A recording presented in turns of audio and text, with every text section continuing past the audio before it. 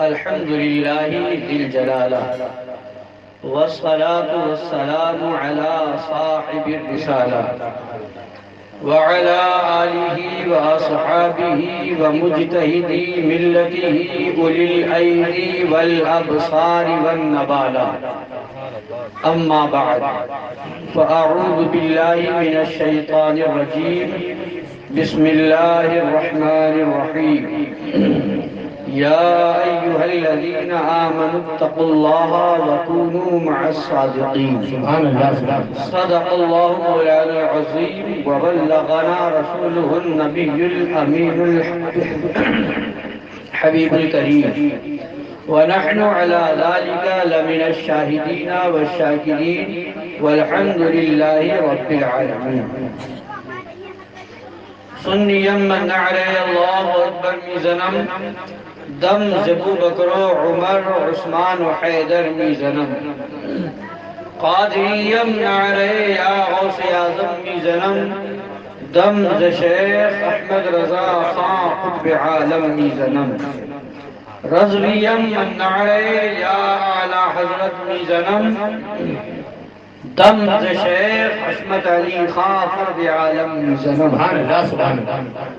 آئیے کو سننے اور سنانے سے پہلے ہم اور آپ مل کر اپنے آقا و مولا لمبے لمبے ہاتھوں سے بھیگ لینے والے، سنہری جالیوں میں آرام فرمانے والے، اندھیری قبر میں کام آنے والے، مکان والے لا مکان والے، عرب والے عجم والے، شفاعتی لأہل الکبائر کا نغمہ جافزہ سنانے والے، میدان محشر میں ہم گناہگاروں سیاہکاروں بدکاروں کو بخشوانے والے، جہنم سے بچانے والے، جنت میں لے جانے والے، جام کوثر بھر بھر کے پلانے والے، پل صراط سے گزرتے وقت ہم گنہگاروں کے لیے رب سلم کی صدائیں لگانے والے، حضور رحمت مجتبی جناب محمد رسول اللہ ارواحنا فدا صلی اللہ تعالی علیہ وعلی آلہ وسلم کی بارگاہ عرش پناہ میں درود پاک کا نذران محبت پیش کریں.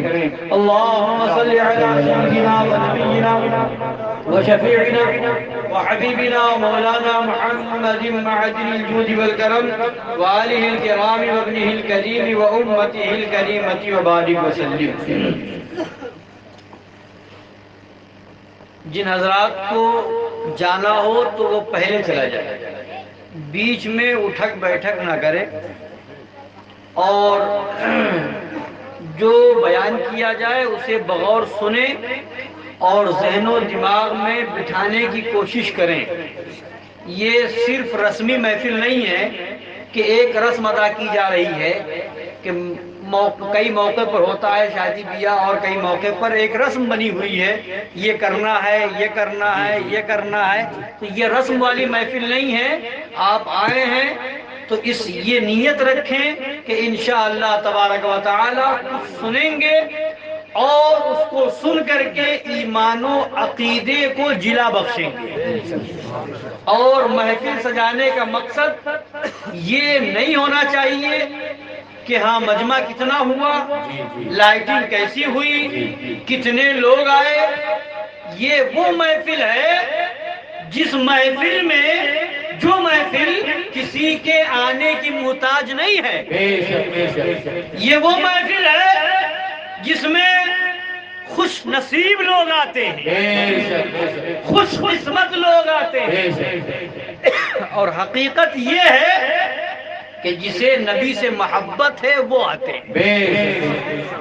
اور جہاں میرے آقا کا ذکر ہوتا ہے فرشتے اپنے پروں کو بچھا دیا کرتے. یہاں تو ایسی محفلوں میں تو فرشتے آیا کرتے ہیں. جتنی دیر بیٹھے ادب و احترام کے ساتھ، سلیقے کے ساتھ، سنجیدگی کے ساتھ بیٹھے، اور جو کچھ بیان ہو ضروری نہیں ہے کہ جب چیخے اور چلائے تو سمجھے بڑی اچھی تقریر ہو گئی.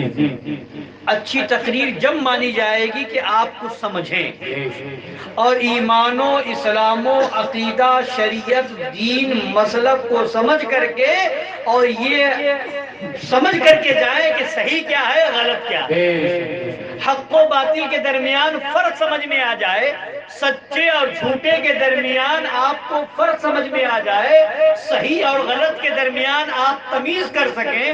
ورنہ اگر آپ یہ نہ سمجھے اور صرف نعرہ تکبیر، نعرہ رسالت اور فلاں نعرہ لگا دیا تو اس کا کوئی مقصد حاصل نہیں ہو. سب کا نعرہ بھی لگائیں، جوش و جذبہ بھی ہو، مگر ساتھ میں یہ ہو کہ ہمیں کچھ سمجھنا ہے.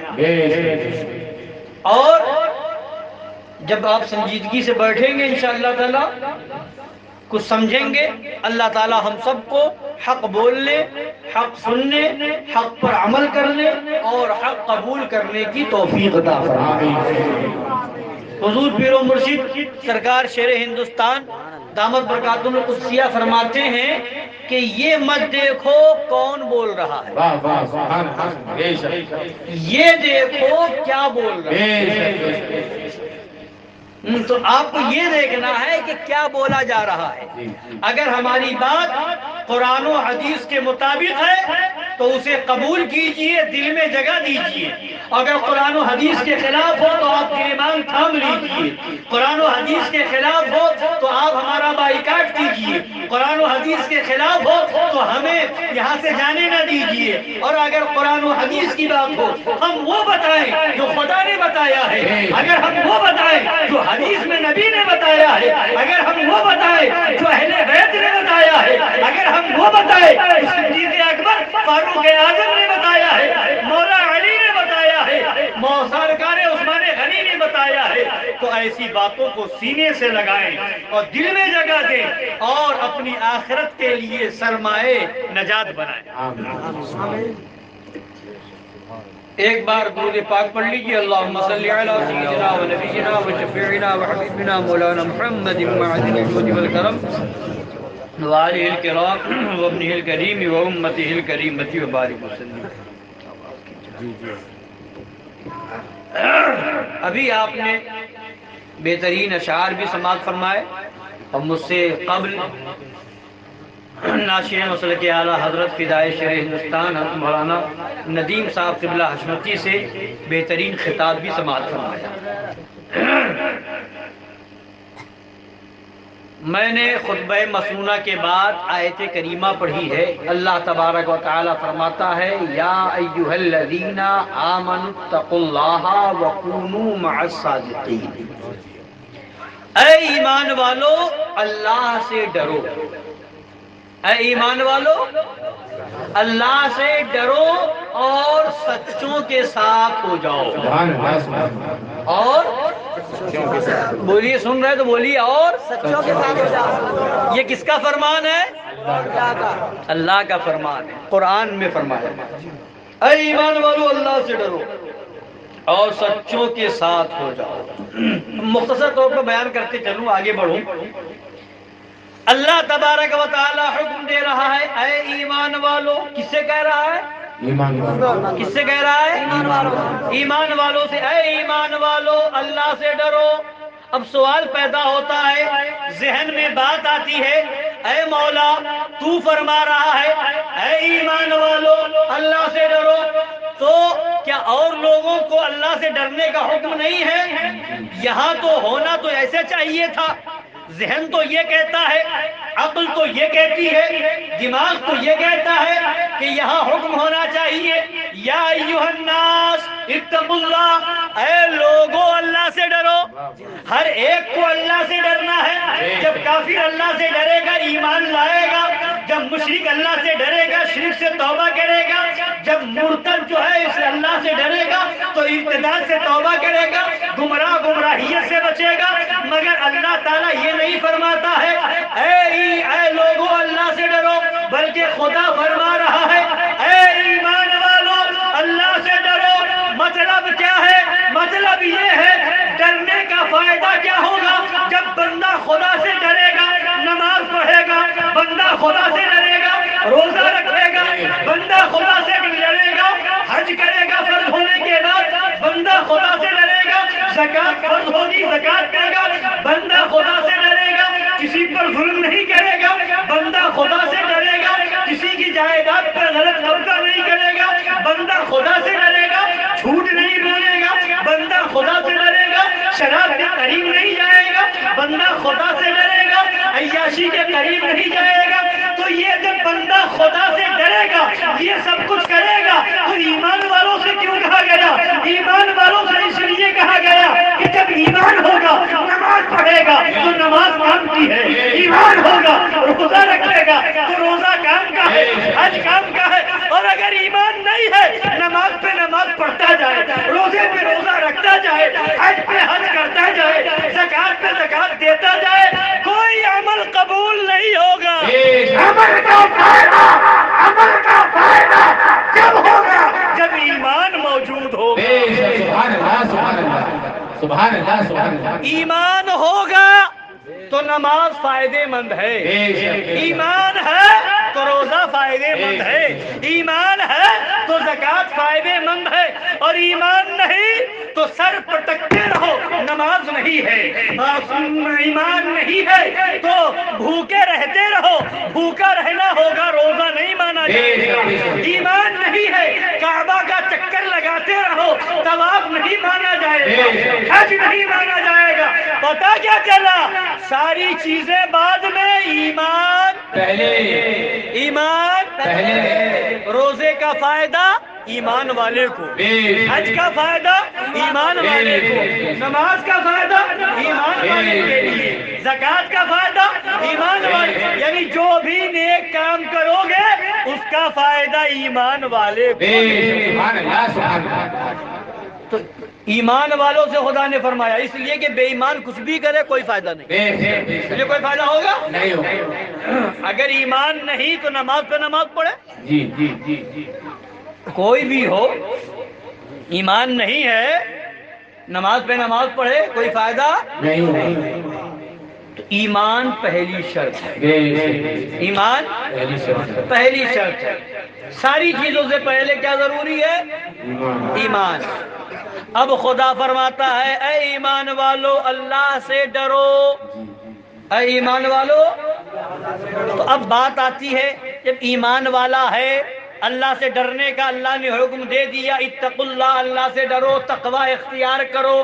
اب جب بندہ ایمان لا چکا ہے، اللہ سے ڈرنے کا حکم ملا، اللہ سے ڈر رہا ہے، جب ڈر رہا ہے تو نماز بھی پڑھ رہا ہے، روزہ بھی رکھ رہا ہے، حج بھی کر رہا ہے، زکات بھی دے رہا ہے، یہ ساری چیزیں کر رہا ہے، تو ایمان بھی ہے، تقوی بھی ہے، ایمان بھی ہے، نماز بھی ہے، ایمان بھی ہے، روزہ بھی ہے، ایمان بھی ہے، حج بھی ہے، ایمان بھی ہے، زکات بھی ہے، ایمان بھی ہے، اعمال صالحہ بھی ہے۔ جب یہ سب چیزیں ہو گئی، اتقوا اللہ میں ساری چیزیں آ گئی، تو اب اتنا ہی کافی ہونا چاہیے، اتنا ہی بخشش کے لیے کافی ہونا چاہیے۔ مگر اب اتنے ہی پر خدا نے بس نہیں فرمایا، آگے اللہ حکم دے رہا ہے سچوں کے ساتھ ہو جاؤ۔ سبحان اللہ سبحان اللہ سبحان اللہ سبحان اللہ۔ آگے خدا فرما رہا ہے سچوں کے ساتھ ہو جاؤ۔ کیوں؟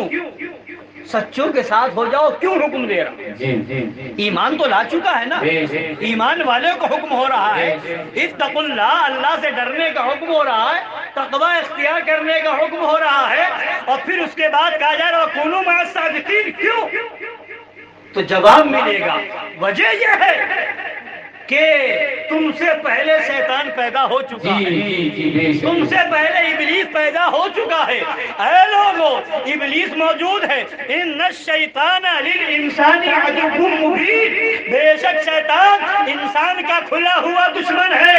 دشمن جو شیطان ہے وہ تمہارے پیچھے لگا ہوا ہے، ایمان لانے کے بعد بھی وہ تمہیں گمراہ کر سکتا ہے، ایمان لانے کے بعد بھی تمہیں بہکا سکتا ہے، تقوی اختیار کرنے کے بعد بھی تمہیں گمراہ کر سکتا ہے، پرہیزگاری اختیار کرنے کے بعد بھی تمہیں گمراہ کر سکتا ہے، تمہارے ایمان پر ڈاکہ ڈال سکتا ہے۔ ارے وہ شیطان تو اتنا بڑا شیطان ہے کہ بڑے بڑا ولی کو نہیں چھوڑا، وہ شیطان جو ہے غوث اعظم کی بارگاہ میں بھی آ گیا تھا، بہکانا چاہتا تھا۔ غوث اعظم سے آ کر کے شیطان نے کہا تھا اے عبد القادر میں تم سے بہت خوش ہوں۔ ایک شخص اتر رہا ہے اور کہتا ہے میں تو تمہارا رب ہوں، میں تم سے بہت خوش ہوں، اب تمہیں نماز پڑھنے کی ضرورت نہیں ہے، اب تمہیں روزہ رکھنے کی ضرورت نہیں ہے، میں تم سے राजी हो चुका हूँ। इतना सुना गौसे आजम दस्तगीर रज़ी अल्लाह ताला अन्हु ख्याल फरमाते हैं कि मैं तो इमाम हुसैन की कई पुश्तों के बाद पैदा हुआ हूँ। इमाम हुसैन मेरे आका के प्यारे नवासे हैं। जब वो करबला के मैदान में थे, तलवार चल रही थी, नेज़ा चल रहा था, तीनों नश्तर चल रहे थे, उस वक्त भी पानी बंद कर दिया गया था, खाना बंद कर दिया गया था। ऐसे आलम में जब इमाम हुसैन पर नमाज माफ न हुई तो मुझ पर नमाज कैसे माफ होगी? गौसे आजम ने फरमाया ला हौला वला कुव्वता इल्ला बिल्लाह। तुमको शैतान मालूम होता है, तो शैतान मालूम होता है। इतना फरमाना था कि वो तख्त जल करके खाकिस्तर हो जाता है और वो फिर शैतान लिबादा बदलता है, वो तरीका बदलता है और बदल करके कहता है अब्दुल कादिर तुम्हें तुम्हारे इल्म ने बचा लिया। माअल्लाह, यानी फिर पैंतरा बदला और कहना चाहा है अब्दुल कादिर तुम्हें तुम्हारे इल्म ने बचा लिया, वरना मैंने इस तरह से कई वलियों को गुमराह कर दिया है। समझ लो शैतान कैसे पीछे पड़ा है। शैतान कहाँ कहाँ पीछे पड़ा है मालूम है आपको? यहाँ जिंदगी भर शैतान पीछे रहता है, मरने के वक्त भी शैतान आता है और शैतान चाहता ये है, हदीस पाक के अंदर आया जब मरने वाला मरने के वक्त मौत के करीब होता है, उसकी रूह निकलने वाली होती है, दो शैतान आते हैं। एक शैतान बाप की शक्ल में होता है, एक शैतान मरने वाले की माँ की शक्ल में होता है। और वो शैतान, एक शैतान जो बाप की शक्ल में है, वो कहता है ऐ मरने वाले, फला शख्स यहूदी होकर के मरा है और बहुत आराम से है, तू भी यहूदी हो जा। माअल्लाह। दूसरा शैतान जो माँ की शक्ल में आता है, वो कहता है ऐ मरने वाले, फला शख्स तो नसरानी होकर के मरा है, तू भी नसरानी हो जा, वो बड़े आराम से है। अब वहाँ शैतान बहकाने आता है और जब ईमान वाले के हाथ में अल्लाह वालों का दामन होता है, सच्चों के साथ होता है, जब किसी सच्चे पीर का दामन हाथ में होता है तो वहाँ पर पीर मेहरबानी करता है, मेहरबानी करता है, पीर बचाता नजर आता है। याद करो हजरत इमाम राजी की वक्त वाकया, हजरत इमाम राजी है, मौत का वक्त करीब है, जागनी का आलम है। शैतान आया और कहता है इमाम राजी आप तो बहुत बड़े आलिम हैं, आप तो बहुत बड़े फलसफी हैं, ये बताइए खुदा एक है? तो फरमाया हाँ खुदा एक है। फरमा पूछता है क्या दलील है? फरमाया ये दलील है। फिर उस दलील को काट देता है, फिर पूछता और दलील दीजिए, फिर दलील देते हैं, दलील काट देता है। कई दलीलें देने के बाद उसके बाद जब दलीलें खत्म हो गई, इतने बड़े इमाम कई सौ दलीलें दी, शैतान दलीलों को काटता गया। उनके पीर और मुर्शिद हजरत ख्वाजा अबुल हसन खरकानी उर्दू फरमा रहे थे, वहीं से आवाज देते हैं ऐ मेरा मुरीद, ऐ इमाम राजी, ये क्यों नहीं कह देगा कि मैं खुदा को बगैर दलील के एक मानता, बगैर दलील के एक मानता। सुभान अल्लाह, सुभान अल्लाह। तो पीर रहनुमाई कर रहा है, पीर मदद कर रहा है।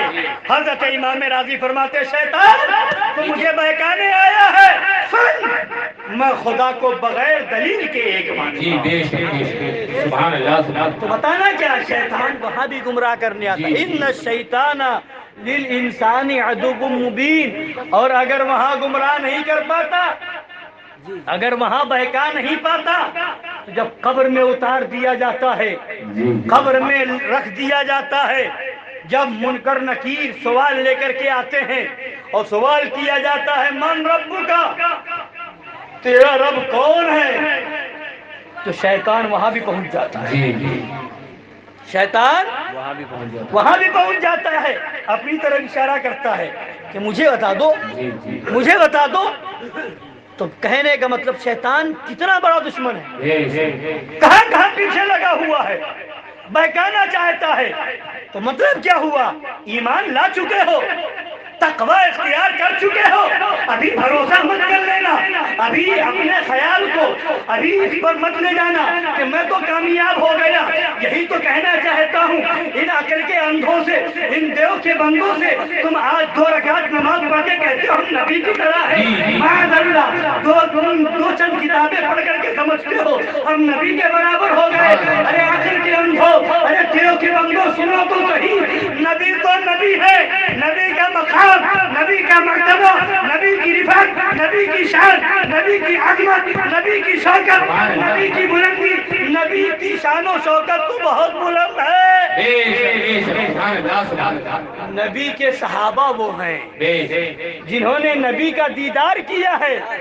نبی کے صحابی کا مرتبہ یہ ہے کہ کوئی غیر صحابی ریاضت کر کے، عبادت کر کے، تقوی کے ذریعے، طہارت کے ذریعے، بندگی کے ذریعے وہ ولی ہو سکتا ہے، غوث ہو سکتا ہے، قطب ہو سکتا ہے، ابدال ہو سکتا ہے، افراد ہو سکتا ہے، فردیت کے مقام میں پہنچ سکتا ہے، مگر کوئی صحابی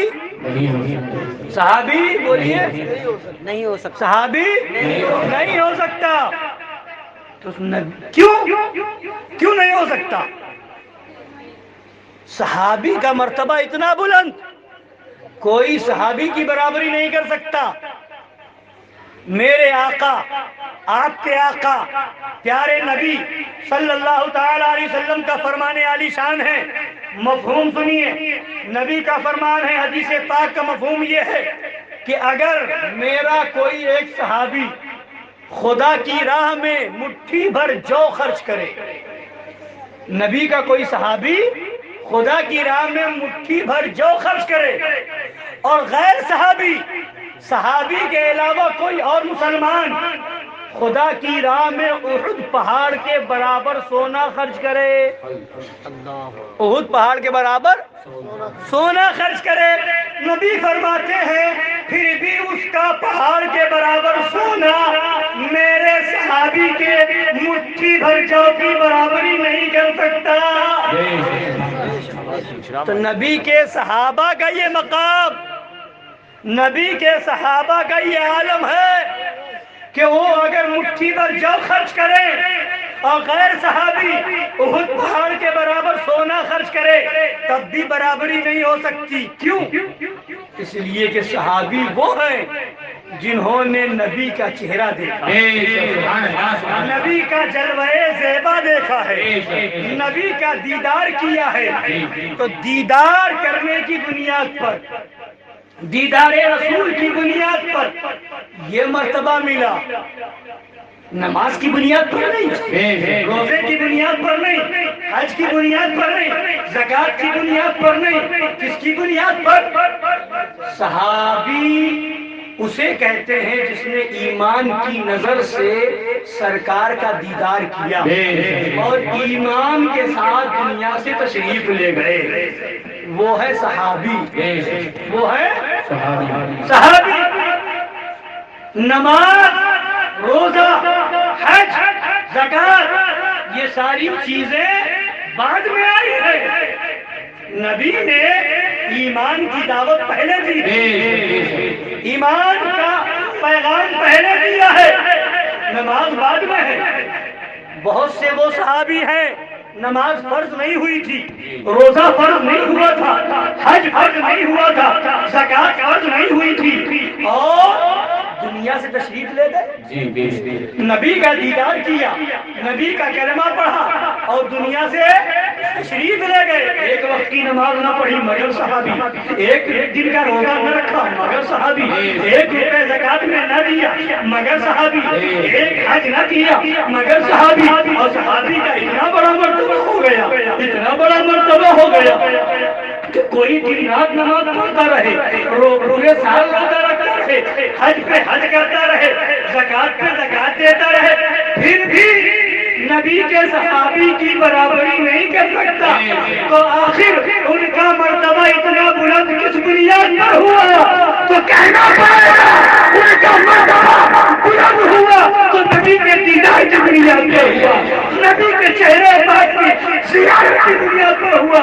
اے آخر کے اندھو، اے دیو کے بندو، ذرا سوچو جو صحابی نبی کا دیدار کر لے اس کا مرتبہ اتنا بلند ہو جائے تو جس کا دیدار کیا ہے اس کا مرتبہ جتنا بلند ہو جائے اس کی عظمت کیا ہوگی؟ بریلوی کے تاجدار سرکار اعلی حضرت امام اہل سنت پکار اٹھے فرش والے تیری شوکت کا علوم کیا جانے خسروا عرش میں اڑتا ہے بھلے نعرہ تکبیر، نعرہ رسالت، مسلک اعلی حضرت فیضان شیر شیخ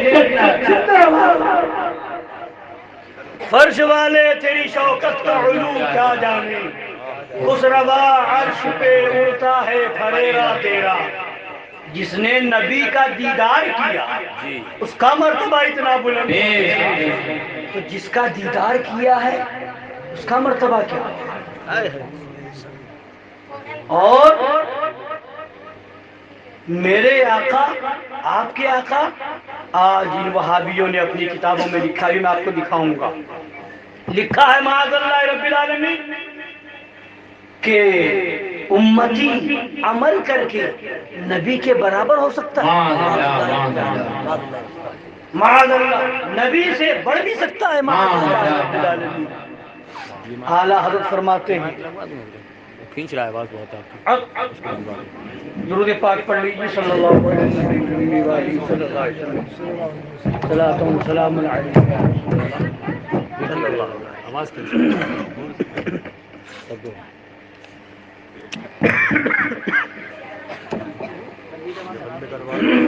اس کو بند کروا دو۔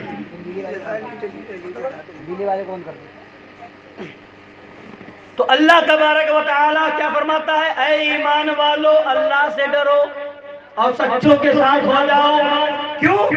ایمان لا چکے ہو مگر خطرہ ہے، تقوی اختیار کر چکے ہو مگر خطرہ ہے، شیطان ابھی بھی تمہیں بہکا سکتا ہے، ایمان لانے کے بعد بھی گمراہ کر سکتا ہے، تقوی اختیار کرنے کے بعد بھی تمہیں راہ راست سے الگ کر سکتا ہے۔ اس لیے بزرگوں کا دامن تھام لو، اللہ والوں کا دامن ہاتھ میں ہوگا تو اللہ والے تمہیں بچاتے نظر آئیں گے، تمہارے ایمان کی بھی حفاظت ہوگی، تمہارے تقوی کی بھی حفاظت ہوگی، تمہارا ایمان بھی بچے گا، تمہارا عمل بھی بچے گا۔ تو شرط یہ ہے کہ اللہ والوں کے ساتھ تو خدا نے حکم دیا اے ایمان والو اللہ سے ڈرو اور سچوں کے ساتھ ہو جاؤ۔ اعلیٰ حضرت امام اہل سنت مجدد اعظم دین و ملت فاضل بریلوی رضی اللہ تعالی عنہ فرماتے ہیں، یا رسول اللہ تیرے غلاموں کا نقش قدم ہے راہ خدا، سبحان اللہ، سبحان اللہ، تیرے غلاموں کا نقش قدم ہے راہ خدا، وہ کیا بہک سکے جو یہ سراغ لے کے چلے۔ اور اسی میں فرماتے ہیں لحد میں عشق رخ شہ کا داغ لے کے چلے، اندھیری رات سنی تھی چراغ لے کے چلے۔ سبحان اللہ، سبحان اللہ، کیا فرماتے ہیں؟ لحد میں، لحد مانے قبر، لحد میں عشق رخ شہ کا داغ، نبی کے عشق کا داغ لے کے چلے، اندھیری رات سنی تھی چراغ لے کے چلے۔ سبحان اللہ، سبحان اللہ۔ اندھیری رات سنی تھی چراغ لے کے چلے۔ اور فرماتے ہیں کہ جنا بنے گی محبان چار یار کی قبر، سبحان اللہ، سبحان اللہ، جنا بنے گی، جنا مانے جنت، جی جنا بنے گی محبان چار یار کی قبر، جو اپنے سینے میں یہ چار باغ لے کے چلے، سبحان اللہ، سبحان اللہ، جو اپنے سینے میں یہ چار باغ لے کے چلے۔ اور بڑی ہے اندھے کو عادت کہ شوربے ہی سے کھائے، بٹیر ہاتھ نہ آئی تو زاغ لے کے چلے۔ سبحان اللہ، سبحان زاغ مانے کوا، اللہ، جی ان دیوبندیوں نے کوا کھانا ثواب لکھ دیا ہے۔ جی جی تو ابھی قسمت کی بات ہے نا، جی جی بالکل، یہ قسمت کی بات ہے۔ ہماری قسمت میں غوث اعظم کا مرغا ہے، سبحان اللہ، سبحان اللہ، ہماری قسمت میں امام حسین کا کھچڑا ہے، ہماری قسمت میں سرکار غریب نواز کی دلیا ہے، ہماری قسمت میں سرکار اعلیٰ حضرت کا لنگر ہے، ہماری قسمت میں سرکار مظہر اعلیٰ حضرت کا لنگر ہے، ہماری قسمت میں شب برات کا حلوہ ہے، ہماری قسمت میں بریانی ہے، اور ان کی قسمت میں ان کے وہاں سب ناجائز ہے، سب حرام ہے۔ غوث اعظم کی بریانی حرام، ان کے وہاں بہادری کا جلسہ حرام، ان کے وہاں غریب نواز کی شکل حرام، ان کے وہاں جو ہے تمہیں کچھ نہ ملا تو کوے کو ثواب لکھ دیا. جی جی جی تو ہم تو کہتے ہیں تم کوا کھاؤ جی. ثواب پاؤ، بے شک ہمارے مرغوں سے کیوں لڑتے ہو؟ بے شک یہ تو قسمت کی بات ہے نا، بے شک بے شک یہ تو قسمت کی بات ہے. غوث اعظم ہمیں مرغا کھلا رہے بے ہیں اور شک. تمہارے مولوی تمہیں کوا کھلا رہے جی ہیں. جی جی عقل ہوتی تو خدا سے نہ لڑائی، بے شک بے شک یہ گھٹائیں اسے منظور بڑھانا بے دے. شک بے شک. سبحان اللہ. تو یہ کہہ رہا تھا کہ اللہ والوں کا دامن ہاتھ میں ہوگا تو شیطان گمراہ نہیں کر سکے گا. اسی وجہ سے ہمیں نماز میں دعا کا حکم ہے. ہم دعا کرتے ہیں، سورہ فاتحہ پڑھتے ہیں اور اس میں دعا کرتے ہیں اہدنا الصراط المستقیم، بے شک بے شک. اے اللہ ہمیں سیدھے راستے پر چلا، اے اللہ ہمیں سیدھے راستے پر چلا.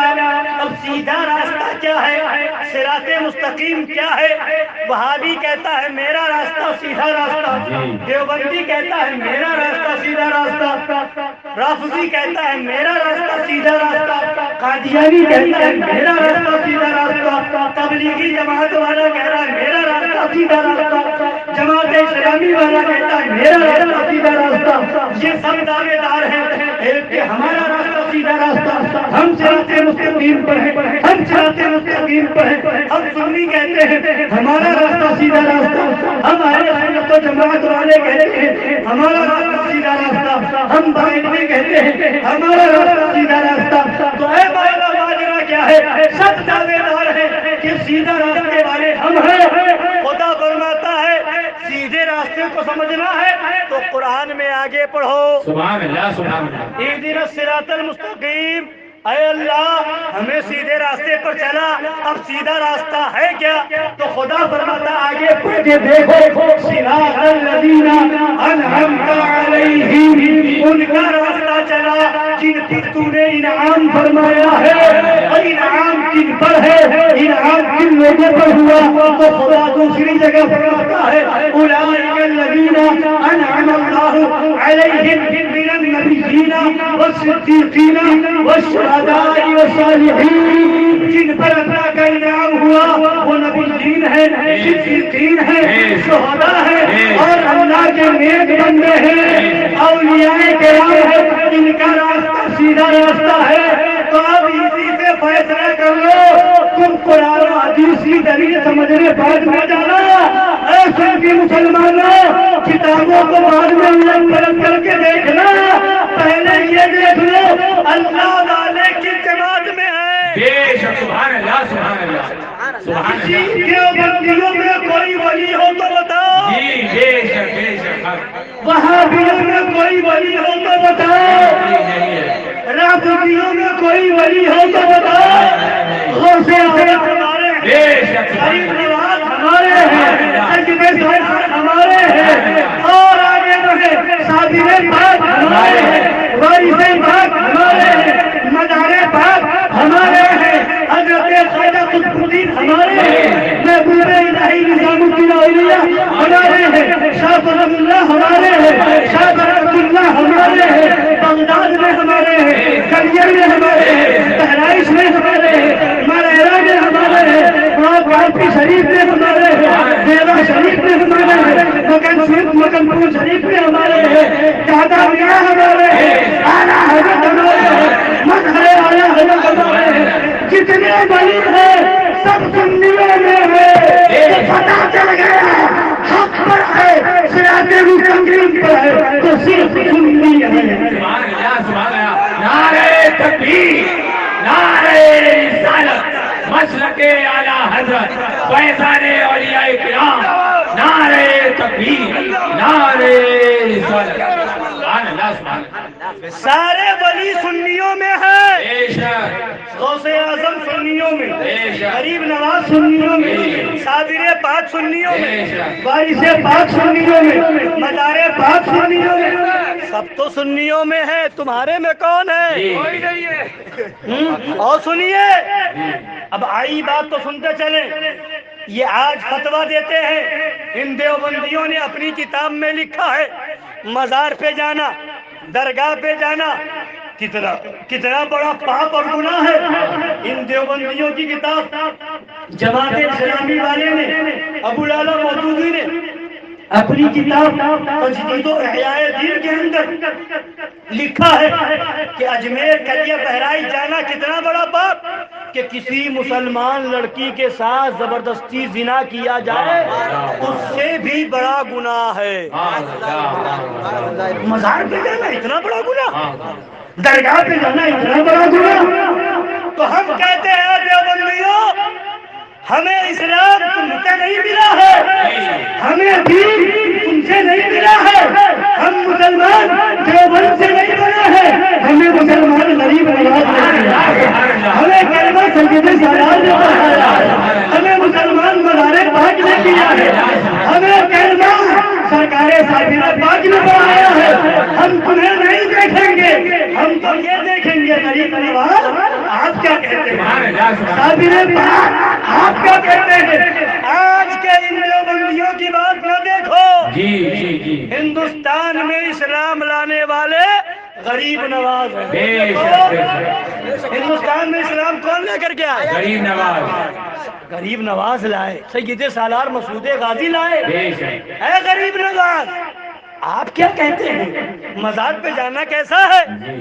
تو غریب نواز فرماتے ہیں میں جب ہندوستان چلا تھا سبحان اللہ، میرے رسول نے حکم دیا تھا کہ اے معین الدین ہندوستان جاؤ وہاں اسلام پھیلاؤ۔ تو جب میں چلا تو لاہور ہوتے ہوئے آیا تو وہاں حضرت داتا گنج بخش علی حجویری کے مزار پر میں نے حاضری دی، میں نے وہاں چلا کیا اور میں نے وہاں حاضری دی۔ تو سمجھ لو کہ مزار پہ جانا غریب نواز کا، درگاہ پہ جانا غریب نواز کا طریقہ ہے۔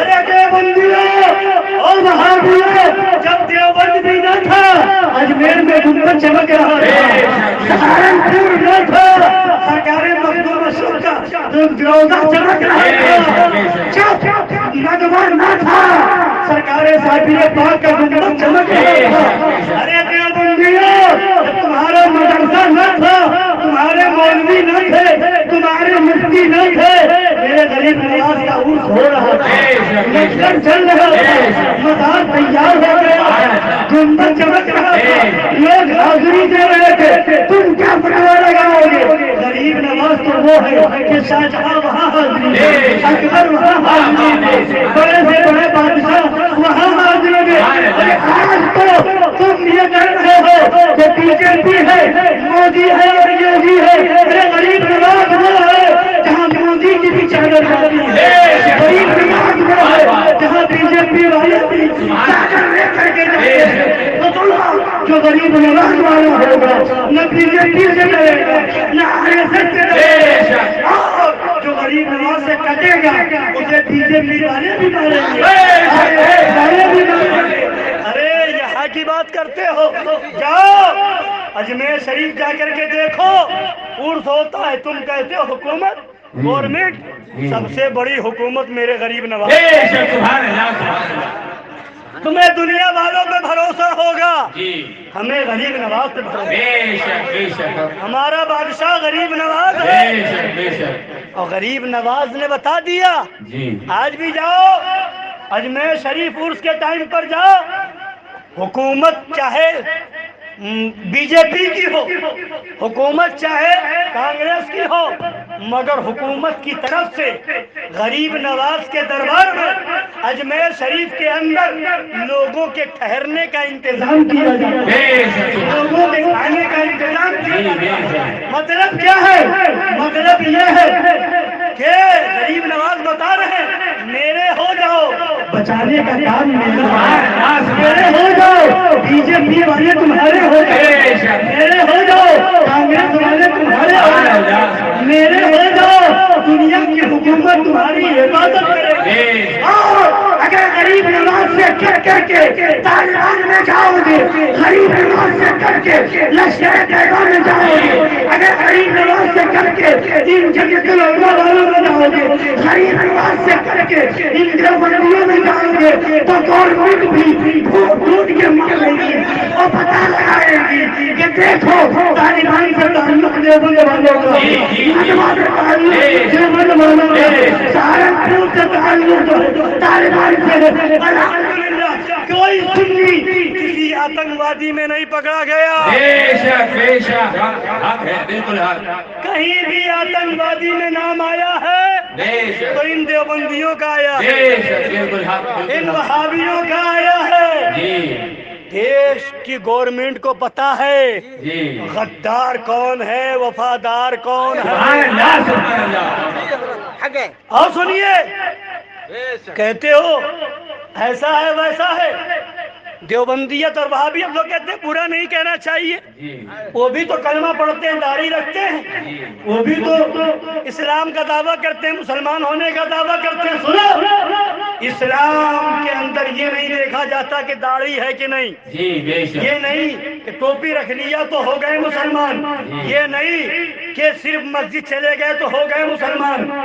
اسلام یہ کہتا ہے کہ نبی کی سچی محبت ہے کہ نہیں، بے شک بے شک۔ رسول ہے یا نہیں، اللہ والوں سے محبت ہے یا نہیں۔ جی جی حضرات گرامی، اگر داڑھی کی بنیاد پر مسلمان ہو گئے تو مودی نے بھی داڑھی رکھ لی، جی جی جی بے شک اگر پگڑی باندھنے کی بنیاد پر مسلمان کہلائے گئے تو ملائم سنگھ بھی پگڑی باندھتا ہے، جی اگر صرف کرتا پاجامہ پہننے کی بنیاد پر مسلمان ہو جاتے تو بڑے بڑے نیتا بھی پہنتے جی ہیں۔ جی جی بے شک سنو، ایمان عشق رسول کا نام، بے شک بے شک۔ مسلمان داڑھی رکھ کر کے نہیں ہوتا، نماز پڑھ کر کے نہیں ہوتا۔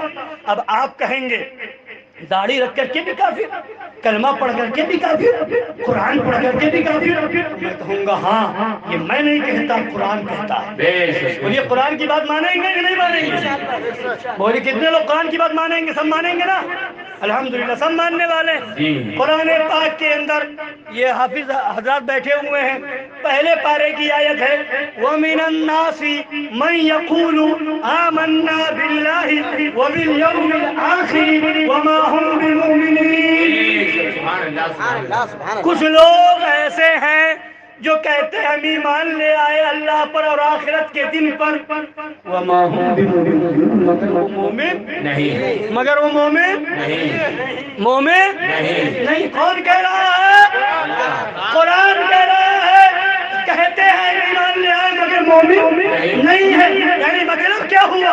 تمہارے کہنے سے تمہیں مومن نہیں کہا جائے گا، دیکھا جائے گا نبی کے عاشق ہو یا نہیں، دیکھا جائے گا نبی کے چاہنے والے ہو یا نہیں۔ اب کہا تو ہر کوئی کہتا ہے کہ ہم نبی کے چاہنے والے ہیں، ہر کوئی کہتا ہے ہم عاشق رسول ہیں، ہر کسی کا دعویٰ ہے ہمیں نبی سے محبت ہے، مگر صرف دعویٰ کام نہیں آئے گا، دعوے پر دلیل دیکھی جائے گی۔ بے شک دعویٰ کر رہے ہو، اس دعوے میں سچ ہو یا نہیں؟ آؤ، نبی نے قرآن پڑھنے والوں کو مسجد سے نکالا بے ہے، شک بے شک نبی نے روزہ رکھنے والوں کو مسجد سے نکالا ہے۔ آج یہ کہتے ہیں جھگڑے کی بات نہ کرو، اختلاف کی بات نہ کرو، آپس میں نہ لڑو، تو ہم آپس میں نہیں لڑتے، جو بھی سنی ہے ہمارا بھائی، بے شک بے شک جو بھی نبی کا چاہنے والا ہے ہمارا بھائی ہے، اور کلمہ پڑھے اور کہے نبی ہماری طرح ہے، معاذ اللہ، کلمہ پڑھے اور کتاب میں لکھے جیسا ہی نبی کو ہے ویسا بچوں پاگلوں جانوروں کو، کلمہ پڑھے اور اس کے بعد کتاب میں اپنے مولویوں کا کلمہ لکھے، کلمہ پڑھے اور اس کے بعد کتاب کے اندر نبی کے علم کو شیطان کے علم سے کم بتائے، معاذ اللہ رب العالمین، کلمہ پڑھے اور کہے نبی کو اردو مدرسہ دیوبند سے آئی، معاذ اللہ رب العالمین۔ مسلمانوں ذرا دل پہ ہاتھ رکھ کے بتاؤ تم اپنے نبی کے بارے میں کیا عقیدہ رکھتے ہو کہ جیسا علم نبی کو ہے ویسا بچوں پاگلوں جانوروں کو بھی؟ بولیے کیسے عقیدہ رکھے گا؟ ہر سنی کا یہ عقیدہ ہے، ہر ایمان والے کا عقیدہ یہ ہے کہ میرے نبی کو جیسا علم ہے ویسا علم والا نہ کوئی پیدا ہوا ہے، نہ کوئی پیدا ہو سکتا ہے، نہ کوئی جس کو جو ملا ان سے ملا، بختی ہے کائنات میں نعمت رسول اللہ کی، تو کوئی مسلمان یہ عقیدہ نہیں رکھتا، اور جس کا یہ عقیدہ ہو بتاؤ مسلمان ہے؟ نہیں، بولیے مسلمان ہے؟ نہیں، ارے آپ لوگ بولے، نہیں، جو نبی کے علم کو جانوروں کے علم کی طرح بتائے کیا مسلمان ہوگا؟ نہیں، بولیے۔ نہیں، ایک بنام ہندو، ایک نرسنگا نند اگر کوئی خباثت کرے، الٹی سیدھی بکواس کرے، تو سب نکل کے احتجاج کرنے کے لیے جی جی جی، پھانسی کی سزا دو، ایسا کرو، ایسا کرو۔ ارے کے اندر وہ تو کافر ہے، وہ تو مسلمان اپنے کو کہتا بھی نہیں ہے، مگر اس کا بائیکاٹ بعد میں کرنا، داڑھی رکھ کر کے جو نبی کی توہین کر رہا ہے اس کا بائیکاٹ پہلے کر، کلمہ پڑھ کر کے جو نبی کی توہین کر رہا ہے اس کا بائیکاٹ پہلے کر۔ وہابیوں کو چائے پلاؤ، جی، دیوبندیوں کو چائے پلاؤ، جی، جی، جی، دیوبندیوں سے رشتہ ناتا کرو، اور اس کے بعد کہو ہم عاشق رسول ہیں، ہمیں نبی سے محبت ہے۔ سنو، نبی سے محبت تھی تو فاروق اعظم کو بے تھی، شک، بے شک، نبی سے محبت تھی تو صدیق اکبر کو تھی، نبی سے محبت تھی مولا علی کو تھی، نبی سے محبت تھی سرکار عثمان غنی کو تھی، نبی سے محبت تھی حضرت طلحہ کو تھی، حضرت حنظلہ کو تھی۔ آج ہم سے اسلام یہ نہیں کہتا کہ تلوار لے کر کے آؤ، اسلام یہ نہیں کہتا کہ لڑائی کرو، آج ہم سے اسلام یہ نہیں کہتا کہ تم جنگ کرو، ہم سے یہ کہا جا رہا ہے کہ جس نے نبی کی توہین کی، چاہے داڑھی والا ہو چاہے چوٹی والا ہو، داڑھی رکھتا ہو، قرآن پڑھتا ہو، مسلمان کہتا ہو، اگر ایسا گندا عقیدہ اپنی کتاب میں لکھتا اور چھاپتا ہے تو ایسوں سے دور ہو جاؤ، لڑو نہیں، جھگڑا نہ کرو۔ ہمیں کہتے ہو لڑانے آتے، جھگڑا کرانے آتے، اختلاف کرانے آتے، نہیں، ہم تو یہ کہتے ہیں لڑو نہیں، ان سے دور ہو جاؤ، ان سے دور ہو جاؤ۔ کیوں؟ نبی کے عشق کی بنیاد، ان کی کتابوں میں لکھا، یہ کتاب میرے ہاتھ میں ہے، اس کا نام براہین قاطعہ ہے، اس کے اندر دیوبندیوں کے مولوی خلیل احمد امبیدوی نے لکھا ہے، صفحہ نمبر 148 ہے، لکھتا ہے کہ شیطان کا علم نبی کے علم سے زیادہ ہے، شیطان کے پاس زیادہ علم ہے، اس کے لیے تو دلیلیں موجود ہیں، نبی کے پاس زیادہ علم ہے، اس کی کوئی دلیل نہیں۔ معاذ اللہ، معاذ اللہ۔ بتائیے کیا آپ اس بات کو مانیں گے؟ بولیے مانیں گے؟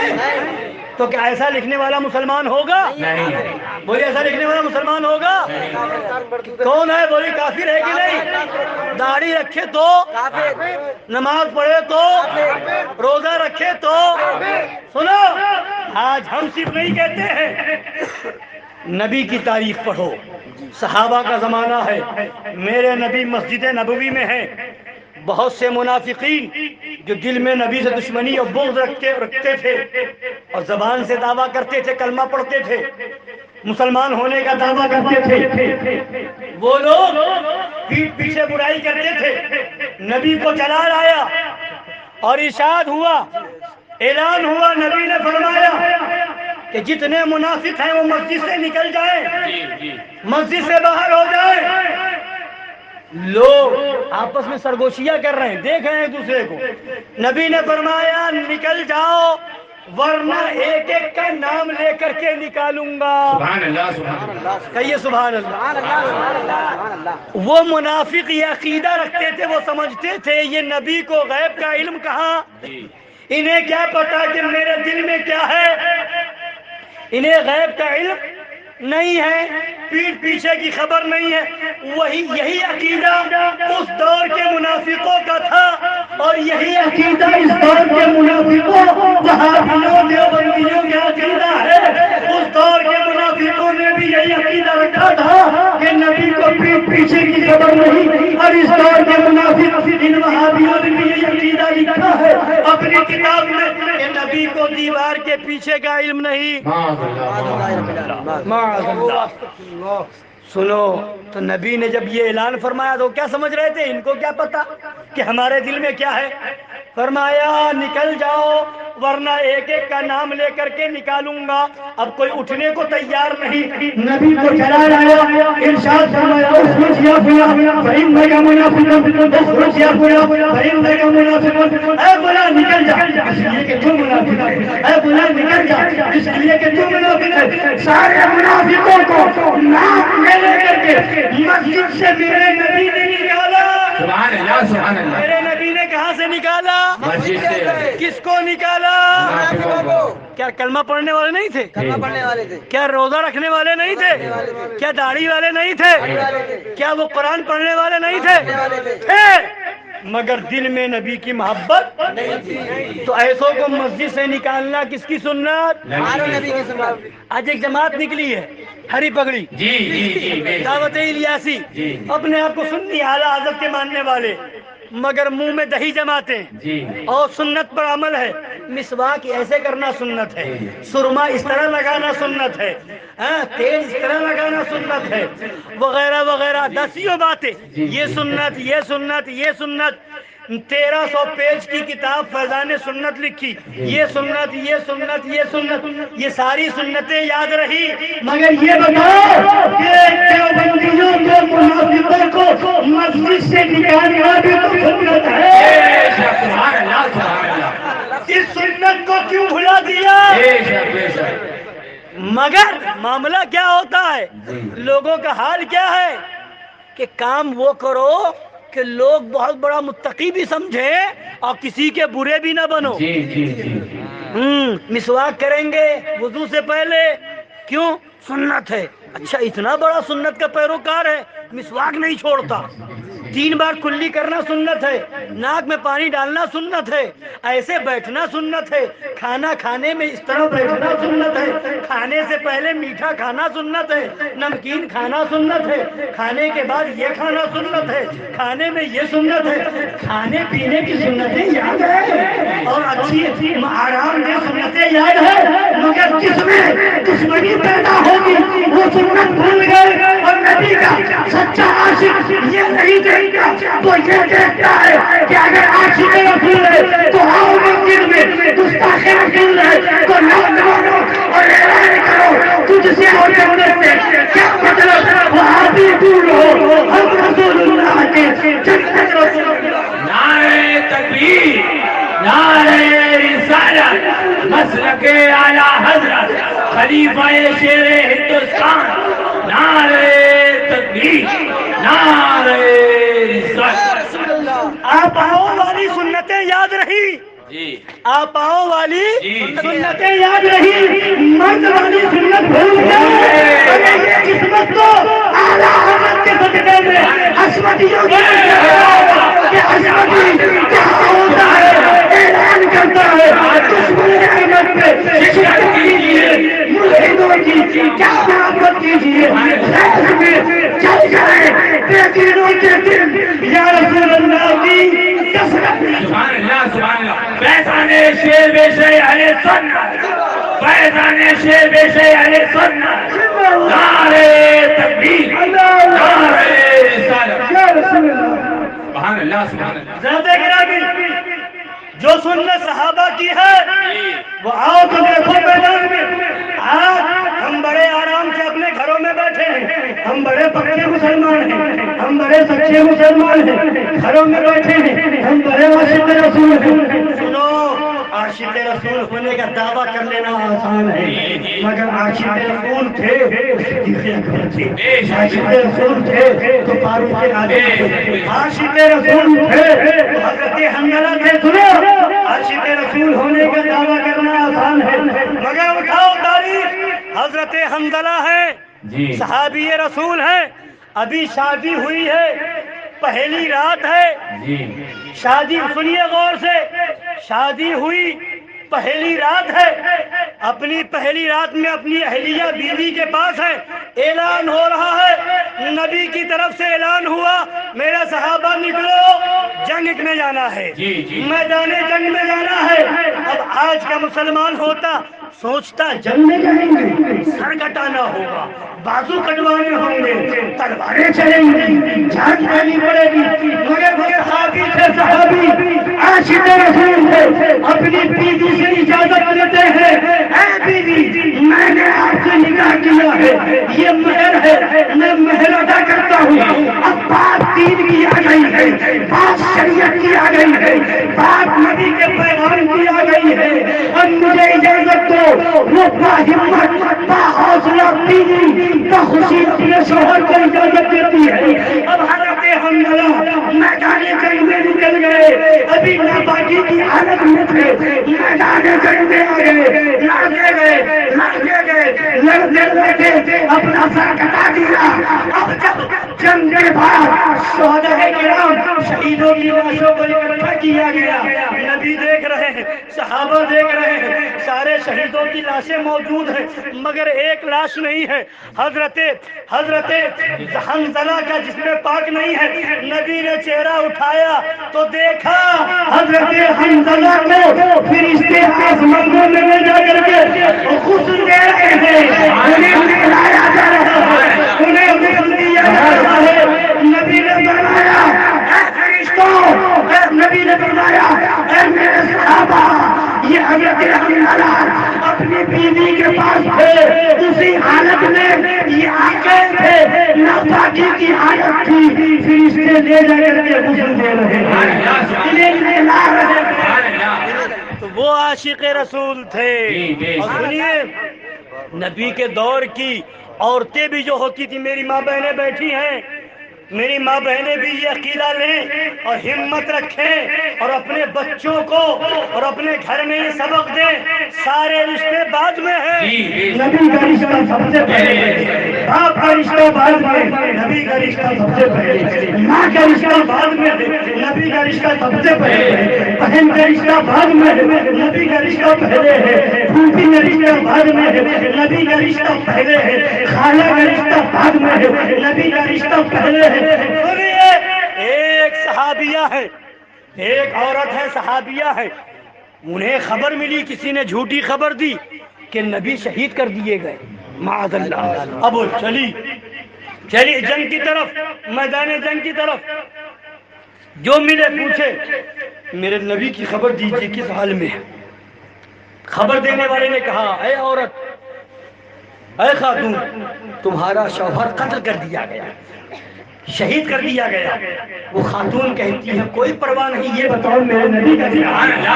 آگے بڑھتی ہے، کسی نے کہا تمہارے والد شہید کر دیے گئے، ان کا سر دم سے جدا ہو گیا ہے۔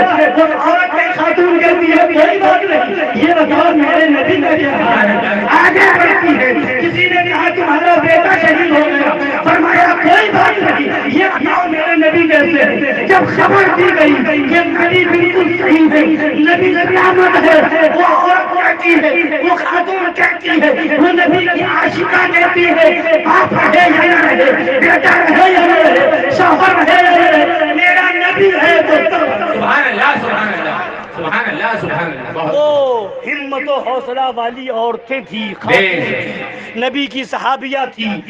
ماں کا رشتہ دنیا تک ہے، باپ کا رشتہ دنیا تک ہے، بھائی کا رشتہ دنیا تک ہے۔ جب تک سانسیں چل رہی ہے باپ بھی ہے موجود، جب تک سانسیں چل رہی ہے بیٹا بھی سمجھ رہا ہے کہ باپ ہے، جب تک سانسیں چل رہی ہے بیوی سمجھ رہی ہے شوہر ہے۔ جیسے ہی سانسیں بند ہوتی ہے، آنکھیں بند ہوتی ہے، روح نکلتی ہے، اب نہ باپ ساتھ میں جانے کو تیار، نہ بیٹا ساتھ میں جانے کو تیار، نہ بیوی ساتھ میں جانے کو تیار، نہ ماں ساتھ میں جانے کو تیار، سب قبر میں اتار کے آ جاتے ہیں۔ اگر قبر میں کوئی کام آنے والا ہے تو وہ مدینے کا تاجدار ہے، مدینے کا لال ہے۔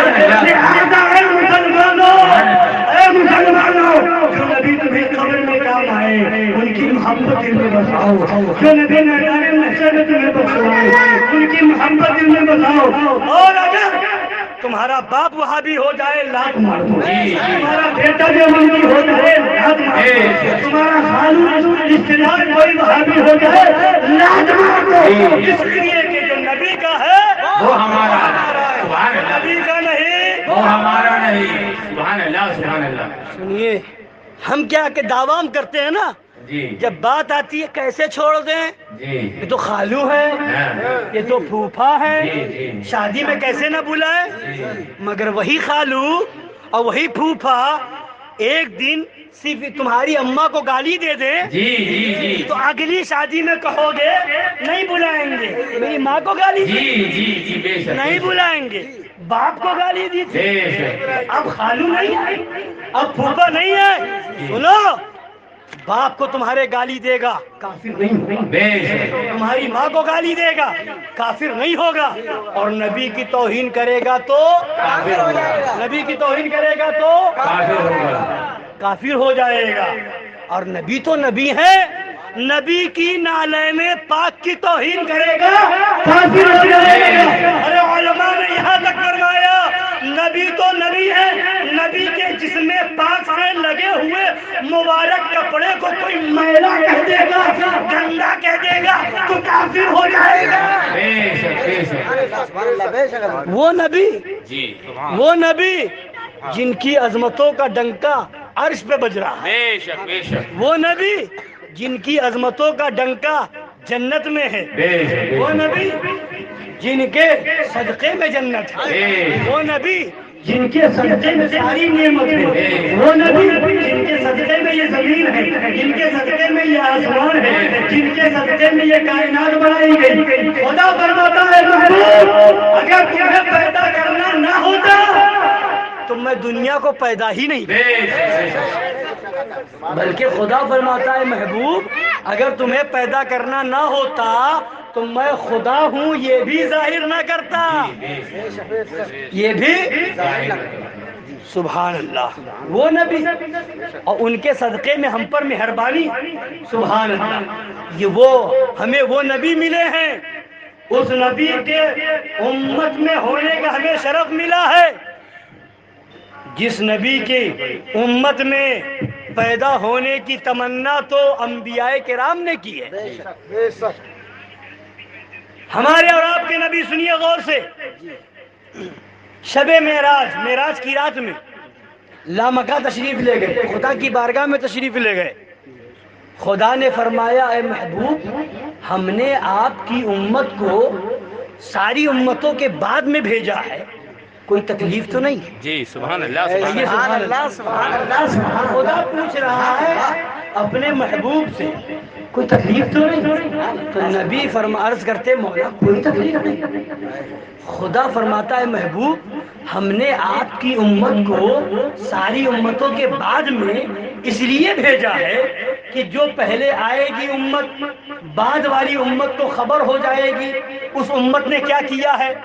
کوئی امت جھوٹ بولے گی بعد والوں کو خبر ہو جائے گی، نافرمانی کرے گی بعد والوں کو خبر ہو جائے گی، گناہ کا کام کرے گی بعد والوں کو خبر ہو جائے گی. اے نبی آپ کی امت کو ساری امتوں کے بعد میں بھیجا ہے، ساری امتیں آئیں گی آگے چلی جائیں گی، آپ کی امت کے بعد کوئی امت نہ ہوگی آپ کی امت نافرمانی کرے گی پردہ پڑا رہے گا، آپ کی امت گناہ کا کام کرے گی کسی امت کو خبر نہ ہوگی. ہم نے آپ کی امت کو ساری امتوں کے بعد میں اس لیے بھیجا ہے کہ آپ کی امت گناہ بھی کرے تو کسی کو خبر نہ ہوگا.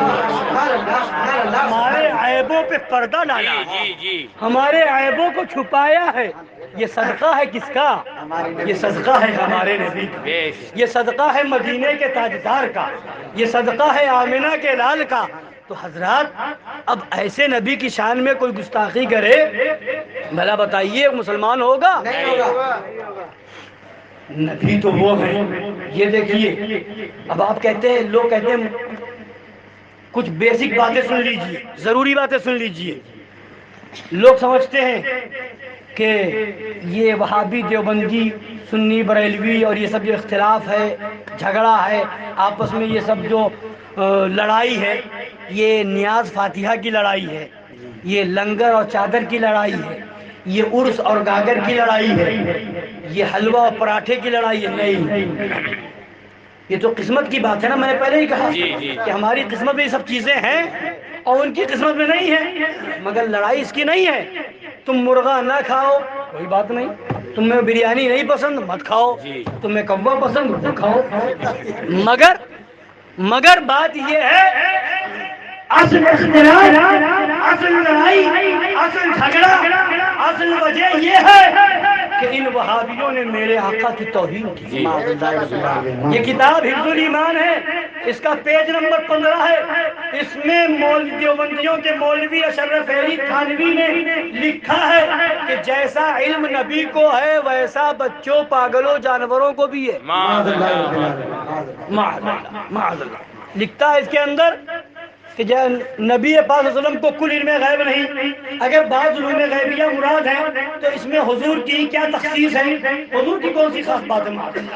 ایسا علم غیب تو زید و عمر، بلکہ ہر سبی و مجنون، سبی مانے بچہ، مجنون مانے پاگل، بلکہ جمی حیوانات و بہائم، جمی مانے تمام، حیوانات مانے جانور، بہائم مانے چوپائے، یعنی تمام جانوروں اور چوپایوں کو بھی حاصل ہے۔ معاذ اللہ بولیے معاذ اللہ، ایسا لکھنے والا مسلمان ہوگا؟ اب آپ لوگ کہتے ہیں داڑھی والے کو غلط کہتے ہو، یہ آپس میں جھگڑا کرتے ہو۔ میرے نبی نے فرمایا تھا، حدیث پاک سنیے، آج سے 1400 سال پہلے فرمایا تھا، ستفترق امتی علی 73 فرقہ کلہم فی النار الا واحدہ۔ نبی نے فرمایا تھا میری امت میں 73 فرقے ہوں گے۔ کتنے فرقے ہوں گے؟ کتنے فرقے ہوں گے؟ کس کا فرمان ہے؟ 73 فرقے ہوں گے۔ نبی فرماتے ہیں سب کے سب جہنمی ہوں گے سوائے ایک فرقہ جنتی ہوگا۔ باقی سب یہ کس نے فرمایا؟ کس کا فرمان ہے؟ ایک جنتی باقی سب جہنمی۔ تو یہ جہنمی نبی نے فرمایا نا، اور نبی نے جو فرمایا وہی ہم کہہ دیں تو جھگڑا ہو جائے۔ جی جی جی۔ نبی نے فرمایا سب جہنمی، ایک جنتی، تو وہی تو ہم بھی کہتے ہیں، وہابی جہنمی، دیوبندی جہنمی، قادیانی جہنمی، رافضی جہنمی، اور سنی جنتی۔ سبحان اللہ۔ سنی جنتی۔ اور تاریخ بھی پڑھ لو، سنی ہی وہ فرقہ ہے جو حضور کے زمانے سے ابھی تک چلا آیا ہے۔ جی جی بے شک۔ اسی ہندوستان کی تاریخ پڑھو، پرانی کتابیں اٹھا کر کے کھنگال لو، تاریخیں پڑھ ڈالو۔ 1857 سے پہلے اس ہندوستان میں کوئی ایک وہابی ہو تو بتاؤ، جی بے شک بے شک۔ کوئی ایک وہابی ہو تو بتاؤ۔ اسی ہندوستان میں 1857 سے پہلے کوئی ایک دیوبندی ہو تو بتاؤ۔ 1857 سے پہلے اسی ہندوستان میں نہ کوئی وہابی تھا، نہ دیوبندی تھا، نہ اہل حدیث کہلانے والے یہ خبیث تھے، نہ جماعت اسلامی تھی، نہ تبلیغی جماعت تھی، یہ سب بعد کی پیداوار ہے۔ جی۔ اور سنی مزار والے، درگاہ والے، لنگر والے، نظر و نیاز والے، چادر چڑھانے والے، مزاروں پہ جانے والے ہر دور میں تھے۔ صحابہ کے دور سے چلے آ رہے ہیں، تو بتائیے جو اس دور سے چلا آیا وہی فرقہ جنتی ہوگا؟ اور آپ اپنے علاقے میں جائزہ لے لیں، کسی بھی گاؤں میں جہاں وہابی دیوبندی ہو وہاں جا کر کے پتہ لگا لیں، اور جو وہابی ہو گیا دیوبندی ہو گیا پتہ لگا لے کہ وہ وہابی ہوا ہے، اس کا باپ سنی ہوگا، اور باپ بھی اگر وہابی نکلا تو دادا سنی ہوگا، اور دادا اگر وہابی نکلا تو پردادا ضرور سنی ہوگا۔ اور قریب قریب گاؤں میں پتہ لگا لیجئے، اگر کوئی گاؤں وہابی کا ہو گیا تو یا تو 10 سال پہلے ہوا ہوگا، یا 20 سال پہلے ہوا ہوگا، یا 50 سال پہلے ہوا ہوگا، 100 سال پہلے وہابی سنی تھے۔ جی جی بے شک۔ تو مطلب کیا ہوا؟ نئی جماعت کون سی ہوئی؟ نئی جماعت کون سی ہوئی؟ یہ وہابی کی جماعت نہیں ہوئی، دیوبندی جماعت نہیں ہوئی، تبلیغی جماعت نہیں ہوئی۔ ہم دیکھیں، اور آج تم کہتے ہو، یہ دیوبندی کہتے ہیں یہ شرک، مزار پہ جانا شرک، فاتحہ کرنا شرک، عرس کرنا شرک، لنگر کرنا شرک۔ تو یہ جو شرک چلاتے ہو، اور شرک کرنے والا مشرک، شرک کرنے والا مشرک ہے تو جب مشرک ہوگا تو آپس میں نکاح نہیں ہوگا. تو اے وہابیوں اپنا شجرہ پڑھ لو, اپنے باپ دادا کا پتہ لگا لو, تم اپنے فتوے سے اپنے کو حرامی کر رہے ہو. سبحان اللہ سبحان اللہ سبحان اللہ سبحان اللہ. اگر تم وہابی ہوئے, تمہارا باپ سنی تھا, مزار پہ جاتا تھا, تو تم نے تمہارے فتوے سے مشرک ہوا. جب مشرک ہوا تو نکاح ٹوٹا, اور نکاح ٹوٹا تم پیدا ہوئے. اور تمہارا اگر بے اتفاق تمہارا باپ بھی وہابی, تمہارا دادا سنی, تو دادا سنی, تمہارے فتوے سے مزار پہ جانے پر مشرک, تو دادا کا نکاح ٹوٹ گیا. جب نکاح ٹوٹ گیا تو تمہارا باپ حلالی ہوا کہ حرامی؟ تو یہ میں نہیں کہتا, یہ تو تم خود کہہ رہے ہو, تمہارے فتوے سے ہو رہا ہے. الحمدللہ ہم بھی سنی, ہمارے باپ بھی سنی, ہمارے دادا بھی سنی, ہمارا خاندان سنی ہے, ہم سنی ہیں, سنی رہیں گے, سنی مریں گے, اور اعلان کریں گے میں وہ سنی ہوں. جمیل قادری مرنے کے بعد میرا ناشا بھی پڑے گا, السلام والسلام, میرا ناشا بھی پڑے گا. نعرہ تکبیر, نعرہ رسالت, یا رسول اللہ کی, یا رسول اللہ کی صدا لگاؤ.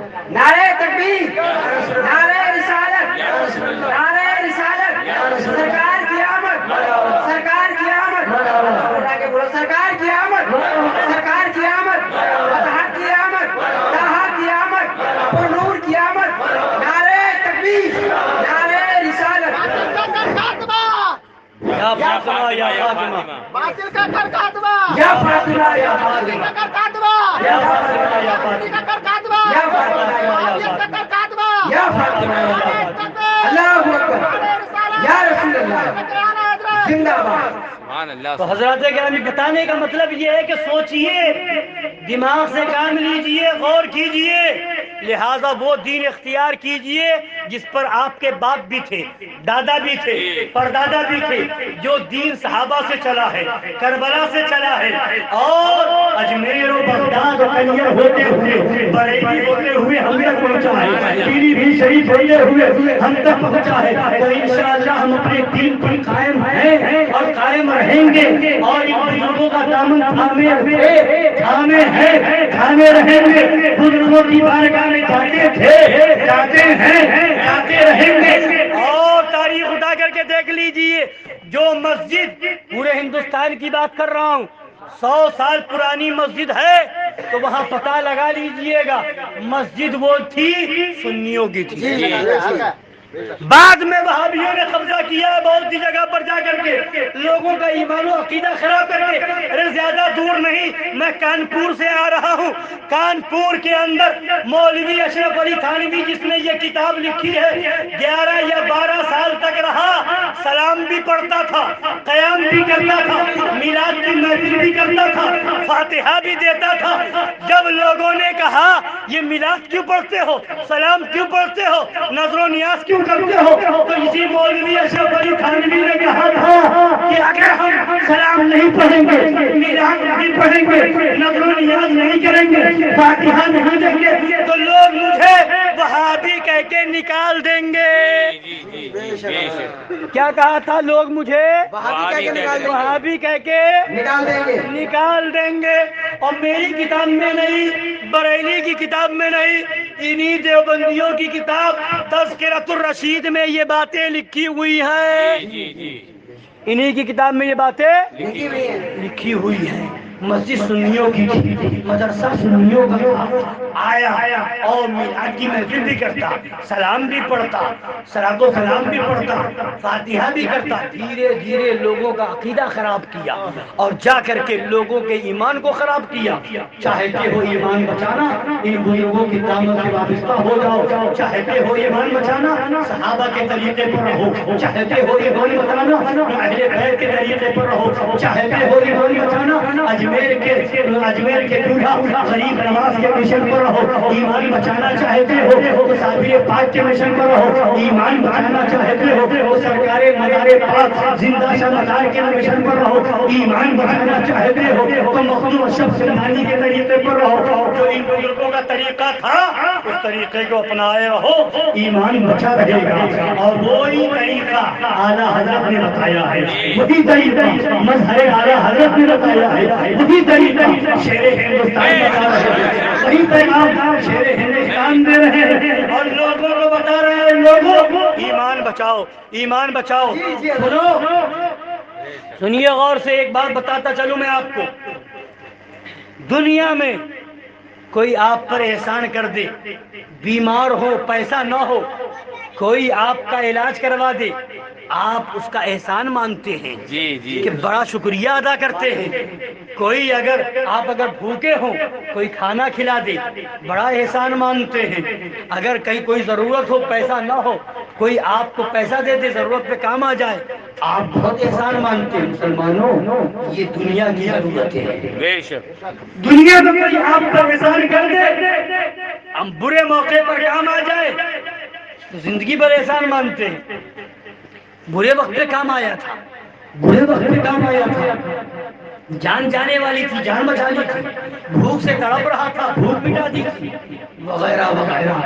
مگر یہ دنیا کی چیزیں ہیں، سب سے بڑا احسان جب ہوتا ہے کہ کوئی تمہارا ایمان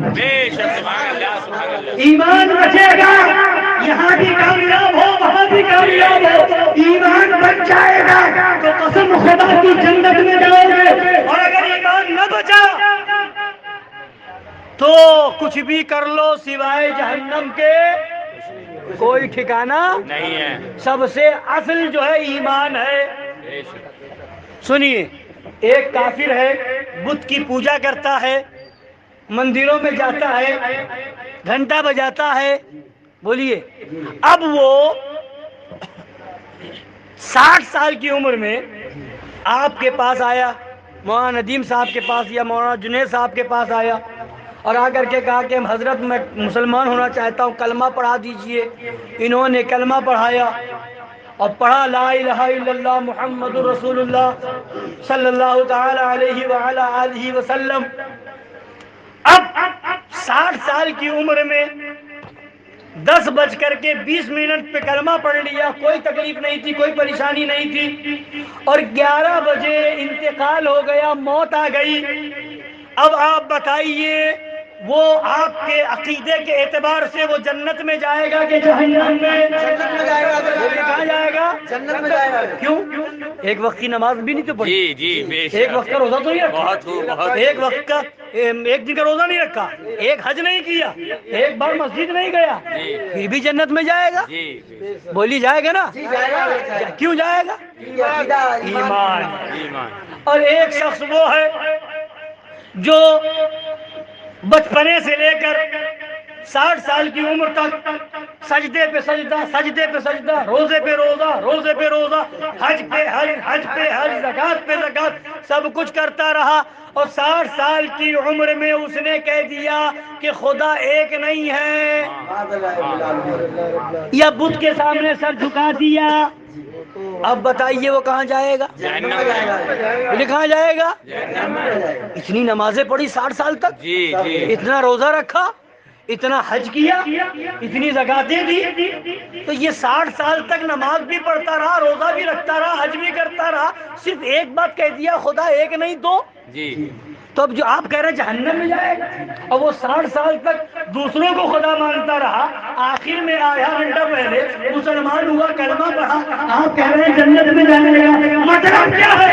مطلب یہ ہے کہ بخشش کا دار و مدار نماز پر نہیں ہے، روزہ پر نہیں ہے، حج پر نہیں ہے، زکات پر نہیں ہے، بخشش کا دار و مدار ایمان پر ہے۔ ایمان ہے تو جنتی ہے، ایمان پر مرا تو جنتی ہے، اور ایمان پر موت نہ آئی تو جہنمی ہے۔ تو سب سے اہم ایمان ہے۔ عمل میں کمی ہو سکتی ہے، نماز میں کوتاہی ہو سکتی ہے، گناہ کا کام ہو سکتا ہے، مگر ایمان ہے، گناہگار ہے تو نبی شفاعت کریں گے، بے شک بے شک نبی بخشوائیں گے۔ نبی فرماتے شفاعتی لأہل الکبائر من امتی، میری شفاعت میری امت کے بڑے بڑے پاپیوں کے لیے، بڑے بڑے گنہگاروں کے لیے ہے۔ اعلیٰ حضرت فرماتے ہیں کیا ہی ذوق افزا شفاعت ہے تمہاری واہ واہ، قرض لیتی ہے گناہ پرہیزگاری تو وہ گنہگار ہے شفاعت ہوگی، اور اگر غدار ہے تو شفاعت نہیں ہوگی۔ ہاں تو میرے نبی نے فرمایا ہے، میرے نبی نے فرمایا ہے کہ جو بد مذہب ہے، بددین ہے، وہابی ہو یا دیوبندی، رافضی ہو یا قادیانی، نبی کا فرمان ہے لا تجالسوہم، ان کے ساتھ بیٹھو نہیں، لا تشاربوہم، ان کے ساتھ پانی نہ پیو، ولا تآکلوہم، ان کے ساتھ کھانا نہ کھاؤ، ولا تناکحوہم، ان کے ساتھ رشتہ ناتا نہ کرو، وَإِذَا لَقَيْتُمُوهُمْ فَلَا تُسَلِّمُوا عَلَيْهِمْ، اگر تمہیں وہ مل جائیں تو انہیں سلام نہ کرو، وَإِذَا مَرِضُوا فَلَا تَعُودُوهُمْ، اگر وہ بیمار پڑے تو عیادت کرنے نہ جاؤ، دیکھنے نہ جاؤ، اور وَإِذَا مَاتُوا فَلَا تَشْهَدُوهُمْ، اگر وہ مر جائیں تو ان کے جنازے پہ نہ جاؤ، وَلَا تُصَلُّوا عَلَيْهِمْ وَلَا تُصَلُّوا مَعَهُمْ، نہ ان کے ساتھ نماز پڑھو نہ ان کی نماز جنازہ پڑھو۔ کس کا فرمان ہے؟ ہمارے نبی کا فرمان ہے کہ ان کے ساتھ کوئی رشتہ ناتا نہیں رکھنا، کوئی رشتہ ناتا نہیں رکھنا ہے۔ جب یہ ہمارے نبی کا فرمان ہے تو ہم اس کو مانیں گے کہ نہیں؟ ضرور مانیں گے، بولیے مانیں گے کہ نہیں؟ تو ان وہابیوں دیوبندیوں کا یہ عقیدہ میں نے آپ کو سنایا، یہ دیکھیے یہ کتاب ہے۔ اب آپ کیا کہتے ہیں کہ یزید کے بارے میں، یزید کیا جنتی ہے؟ نہیں کوئی جنتی کہیں گے؟ کیا یزید کے بارے میں آپ یہ کہیں گے وہ صحیح آدمی تھا؟ بولیے کیا یزید کے بارے میں یہ کہیں گے کہ اس کے نام کے ساتھ اچھے سے حضرت اور رحمت اللہ علیہ لگایا جائے؟ بولیے آپ کہیں گے؟ اب یہ دیکھیے ان غیر مقلد اہل حدیث کہلانے والوں کا فتویٰ، ان کا مدرسہ بنارس میں ہے، جامعہ سلفیہ، وہاں کا فتویٰ اس کے اندر چھپا ہے، لکھتا ہے کہ یزید کے نام کے ساتھ رحمت اللہ علیہ کا استعمال حرام نہیں بلکہ جائز و درست ہے، معاذ اللہ، اور صرف جائز و درست ہی نہیں بلکہ مستحب اور مستحسن ہے۔ معاذ اللہ، یہ وہابی ہے، یہ دیوبندی ہے جو یزید کے نام کے ساتھ رحمت اللہ علیہ لکھ رہے ہیں، انہی وہابیوں کی کتاب ہے خلافت معاویہ و یزید، اس کتاب کے اندر انہی دیوبندیوں نے لکھا ہے، ان کا مولوی محمود عباسی لکھتا ہے امام حسین اگر کربلا میں زندہ بچ جاتے تو ان کا قتل کرنا واجب تھا۔ امام حسین کو باغی لکھا، معاذ اللہ رب العالمین۔ انہی دیوبندیوں کا مولوی ابھی طارق ذلیل ہے پاکستان کا، وہ امام حسین کو پاگل کہہ رہا ہے، معاذ اللہ معاذ اللہ معاذ اللہ، اور میدان کربلا کے بارے میں لکھا کہ وہ دو حکومت کی لڑائی تھی، معاذ اللہ۔ اب اس کے بعد بھی کہو کہ برا نہ کہا جائے، وہ نبی کی شہزادی کے بارے میں تقویۃ الایمان کے اندر دیوبندی لکھے کہ نبی کی بیٹی فاطمہ، نبی اپنی بیٹی فاطمہ کو جہنم سے نہیں بچا سکتے، معاذ اللہ رب العالمین۔ اس کے بعد کہو دیوبندیوں میں خرابی کیا ہے؟ ان دیوبندیوں نے اپنی کتاب کے اندر لکھا نبی مر کر مٹی میں مل گئے، اور اس کے بعد کہو دیوبندیوں میں خرابی کیا ہے؟ دیوبندیوں نے اپنی کتاب کے اندر لکھا جس کا نام محمد یا علی ہے، وہ کسی چیز کا مالک و مختار نہیں، اس کے بعد کہتے ہو دیوبندیوں کو برا کیوں کہا جاتا ہے؟ انہی وہابیوں نے اپنی کتاب کے اندر لکھا معاذ اللہ کہ خدا چاہے تو ہزاروں محمد پیدا کرتے، معاذ اللہ رب العالمین۔ اس کے بعد کہو دیوبندیوں میں اور وہابیوں میں خرابی کیا ہے؟ ان تبلیغی جماعت والوں نے معاذ اللہ رب العالمین ایسی توہینیں چھاپی ہیں اور اپنی کتاب کتاب کے اندر لکھا تہذیب الناس کے اندر کہ حضور کے بعد بھی کوئی نبی پیدا ہو گئے پھر بھی کوئی فرق نہیں پڑتا. معاذ اللہ رب العالمین. پھر بھی کہتے ہو کہ ان کا عقیدہ ان کو برا کیوں کہا جاتا؟ جو ایسے گندے عقیدے والے ہوں گے. سنیے، جو عالم اگر کہے گا نہیں، اب میں آپ کو حدیث سنا دوں. یہ حدیث کی کتاب بھی میرے ہاتھ میں ہے، اس کے اندر وہ کتاب حدیث موجود ہے. نبی فرماتے ہیں، سنیے عالم کی ذمہ داری کیا ہے. عالم کی ذمہ داری، حضرت مولانا ندیم صاحب موجود ہیں. نبی فرماتے ہیں جب فتنے ظاہر ہوں، جب بد مذہبیاں پھیلیں تو عالم پر فرض ہے، عالم پر فرض ہے کہ اپنا علم ظاہر کرے اور ان کا رد کرے، لوگوں کو ان کے فتنوں سے بچائے. اور جو عالم ایسا نہ کرے گا، وَمَن لَّمْ يُظْهِرْ عِلْمَهُ فَعَلَيْهِ لَعْنَةُ اللَّهِ وَالْمَلَائِكَةِ وَالنَّاسِ أَجْمَعِينَ. جو عالم لوگوں کو بتائے گا نہیں، جو عالم ان کے بارے میں خبردار نہیں کرے گا، نبی فرماتے ہیں اس پر اللہ کی لعنت ہے، اس عالم پر فرشتوں کی لعنت ہے، اور اس عالم پر سارے لوگوں کی لعنت ہے. جی بے شک. بولیے اب آگے سنیے. نبی فرماتے ہیں لا يقبل اللہ منہ صرفا ولا عدلا. اس عالم کا اللہ نہ فرض قبول کرے گا نہ نفل قبول کرے گا. اس عالم کا فرض بھی قبول نہیں ہوگا، نفل بھی قبول. نہیں ہوگا. تو یہ ہے کس کے بارے میں؟ جو عالم سچی بات نہ بتائے، جو حق بات نہ بتائے، جو ان کی خرابیاں نہ بتائے، جو بات ہو وہ کھل کر کے بیان کر دے. یہ عالم کی ذمہ داری ہے. ماننا نہ ماننا یہ آپ کا کام، ماننا نہ ماننا یہ آپ کا کام ہے. ہمارا کام ہے بتا دیں. مولانا ندیم صاحب کا کام ہے بتا دیں. امام صاحب کا کام ہے بتا دیں. اگر برا لگے تو آپ اپنے گھر پہ جا کر کے 2 روٹی بڑھتی کھا لیں. اگر برا لگے تو آپ دوبارہ ہمیں نہ بلائیں. برا لگے تو آپ ہمیں گالی دے رہے ہیں، ہمیں چلے گا.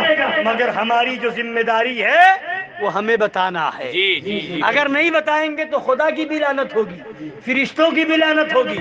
اب ذرا سوچے امام، ارے جب عالم سچ نہیں بتائے گا، حق نہیں بتائے گا تو اس کا ہی فرض قبول نہیں ہوگا، اسی کا نفل قبول نہیں، تو پیچھے پڑھنے والے اور امام بنانے والے کا کیا ہوگا؟ جی بالکل حق، بالکل حق ہے. تو امام اسے بناؤ جو سچی بات کرنے والا ہو. امام اسے بناؤ جو وہابی کو وہابی کہتا ہو، دیوبندی کو دیوبندی کہتا ہو، جو ان کی خرابی بتاتا ہو، جو حق بات بتاتا ہو، جو ادھر بھی وہ سچ بولے ادھر کو بھی سچا کہے، ادھر بھی نذرانہ لے ادھر بھی نذرانہ لے، سنی کا بھی نکاح پڑھائے، وہابی کا بھی نکاح پڑھائے. تو ایسا عالم نہیں ہے، ایسا عالم کھلا شیطان ہے. کیا ہے؟ ادھر بھی نذرانہ چاہیے ادھر بھی نذرانہ چاہیے، دونوں ہاتھ میں لڈو چاہیے. وہ مولوی نہیں ہے، وہ شیطان ہے. شیطان کیا ہے بولیے؟ شیطان ہے. عالم اگر ہے تو یہ نہیں دیکھے گا کہ آپ کو کیا پسند ہے، وہ یہ نہیں دیکھے گا کہ آپ کو کیا پسند ہے، وہ یہ دیکھے گا کہ نبی کی شریعت کیا ہے، وہ یہ دیکھے گا کہ نبی کا دین کیا کہتا ہے. اور یہی وجہ ہے کہ پوری دنیا جانتی ہے کہ خانقاہ حسنیہ سے شیر ہندوستان کی ذات ہو یا اور شہزادے ہو یا شہزادگان شیر ہندوستان ہو یا ان کے غلام ہو، وہ اعلان یہ کرتے ہیں کہ اے لوگوں تمہیں نہ بلانا ہے نہ بلاؤ، تمہیں نہیں دعوت دینا ہے مت دعوت دو، امامت نہیں کروانی ہے مت کرواؤ. مگر ہم بولیں گے تو حق بولیں گے، ہم بولیں گے سچ بولیں گے، جو بولیں گے حق بولیں گے. حق کے علاوہ جو حق ہوگا اسے حق بتائیں گے، جو باطل ہے اسے باطل بتائیں گے. اس لیے بتائیں گے کہ ہماری ذمہ داری ہے. کل قیامت کے دن تم یہ نہیں کہہ سکتے مولانا ندیم صاحب آئے تھے بتائے نہیں، حافظ جنید صاحب نے پروگرام کروایا تھا بتایا نہیں، حافظ عمران صاحب آئے تھے کچھ بتایا نہیں، نقیب الرحمان آیا تھا کرایہ بھی منگایا ٹکٹ بھی کروایا بتایا نہیں. ہم نے بتا دیا.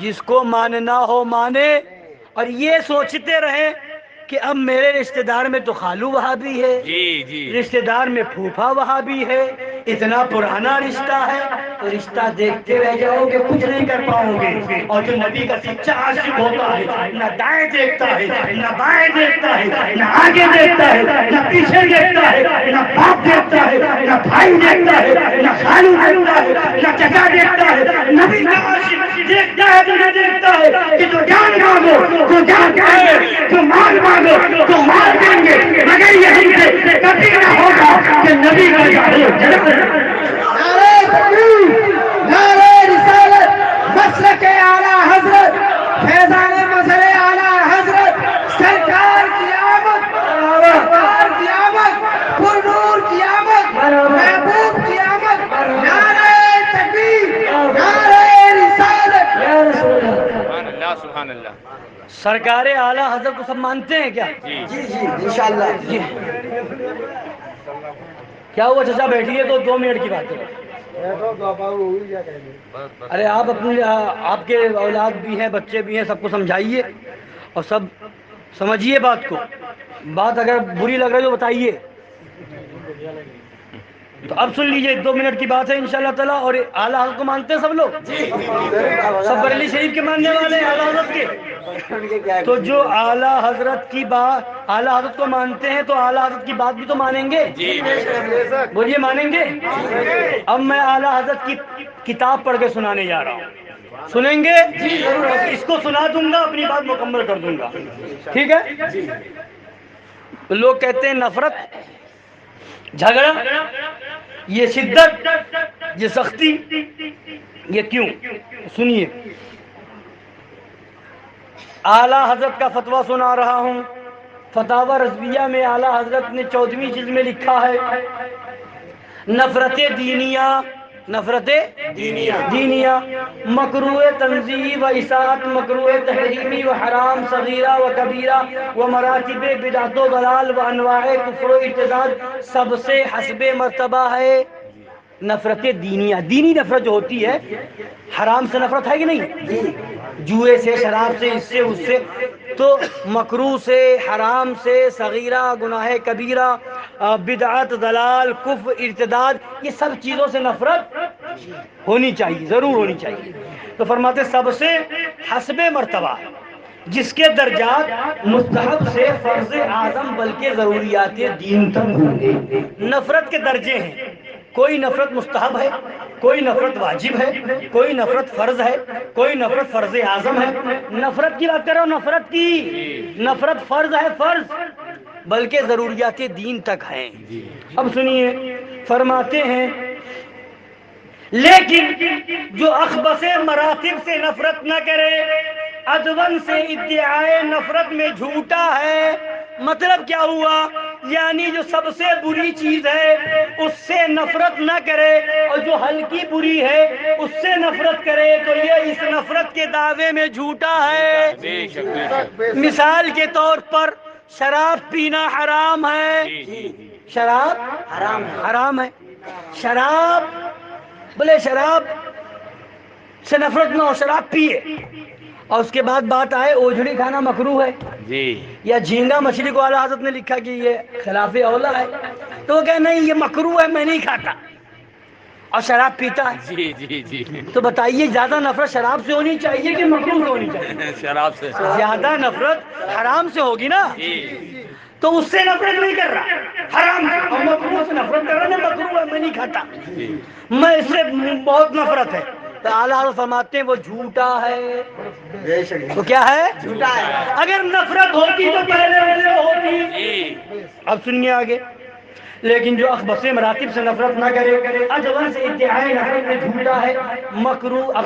اب کون سی چیز کس سے بری ہے، اب کون کس سے بری ہے وہ بتا رہے ہیں، سنتے جائیے۔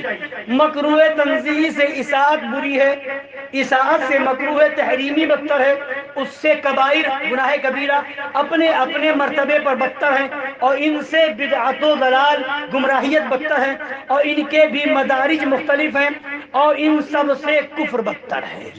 ان سب سے گناہ کبیرہ سے، بدعت سے، گمراہیت سے، حرام سے، صغیرہ سے، کبیرہ سے کیا بدتر ہے؟ کفر بدتر ہے۔ اور اس میں بھی مراتب ہیں، اس میں بھی درجے ہیں۔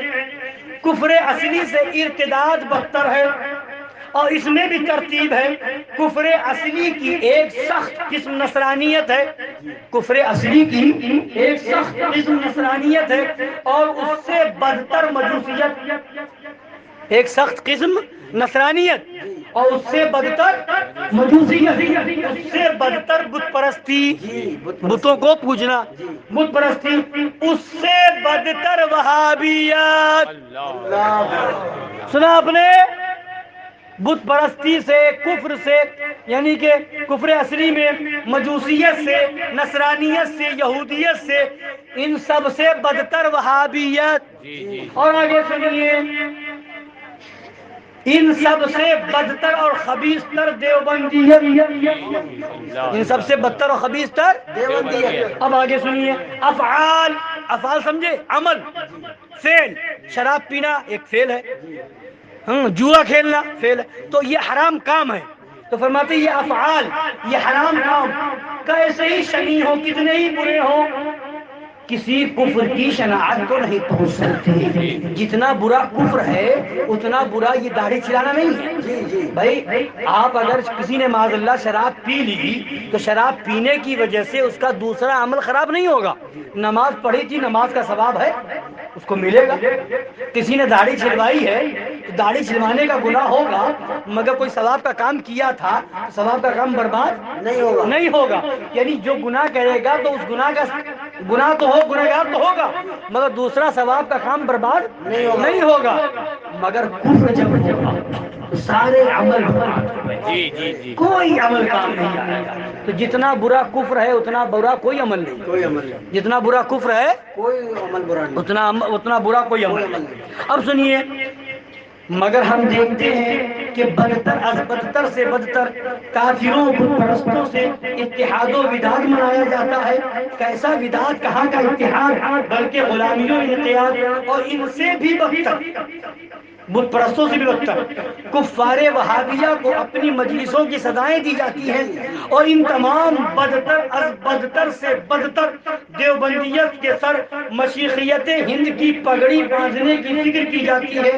اور فرماتے جب مشرکین و مرتدین سے یہ کچھ اتحاد ہے تو کسی فعل و معصیت سے نفرت کا ادعا محض سفید جھوٹ ہے۔ جب دیوبندیوں سے ملنا جلنا ہے، وہابیوں کے وہاں آنا جانا ہے، وہابی کے وہاں کھانا کھانا ہے، اور پھر کہے مجھے شراب سے نفرت ہے، تو فرماتے اعلیٰ حضرت وہ جھوٹا مکار ہے۔ شرابی سے نفرت بعد میں کرو، وہابی سے نفرت پہلے کرو۔ اگر وہابی سے نفرت نہ ہو اور شراب سے نفرت ہو تو فرماتے وہ جھوٹا ہے۔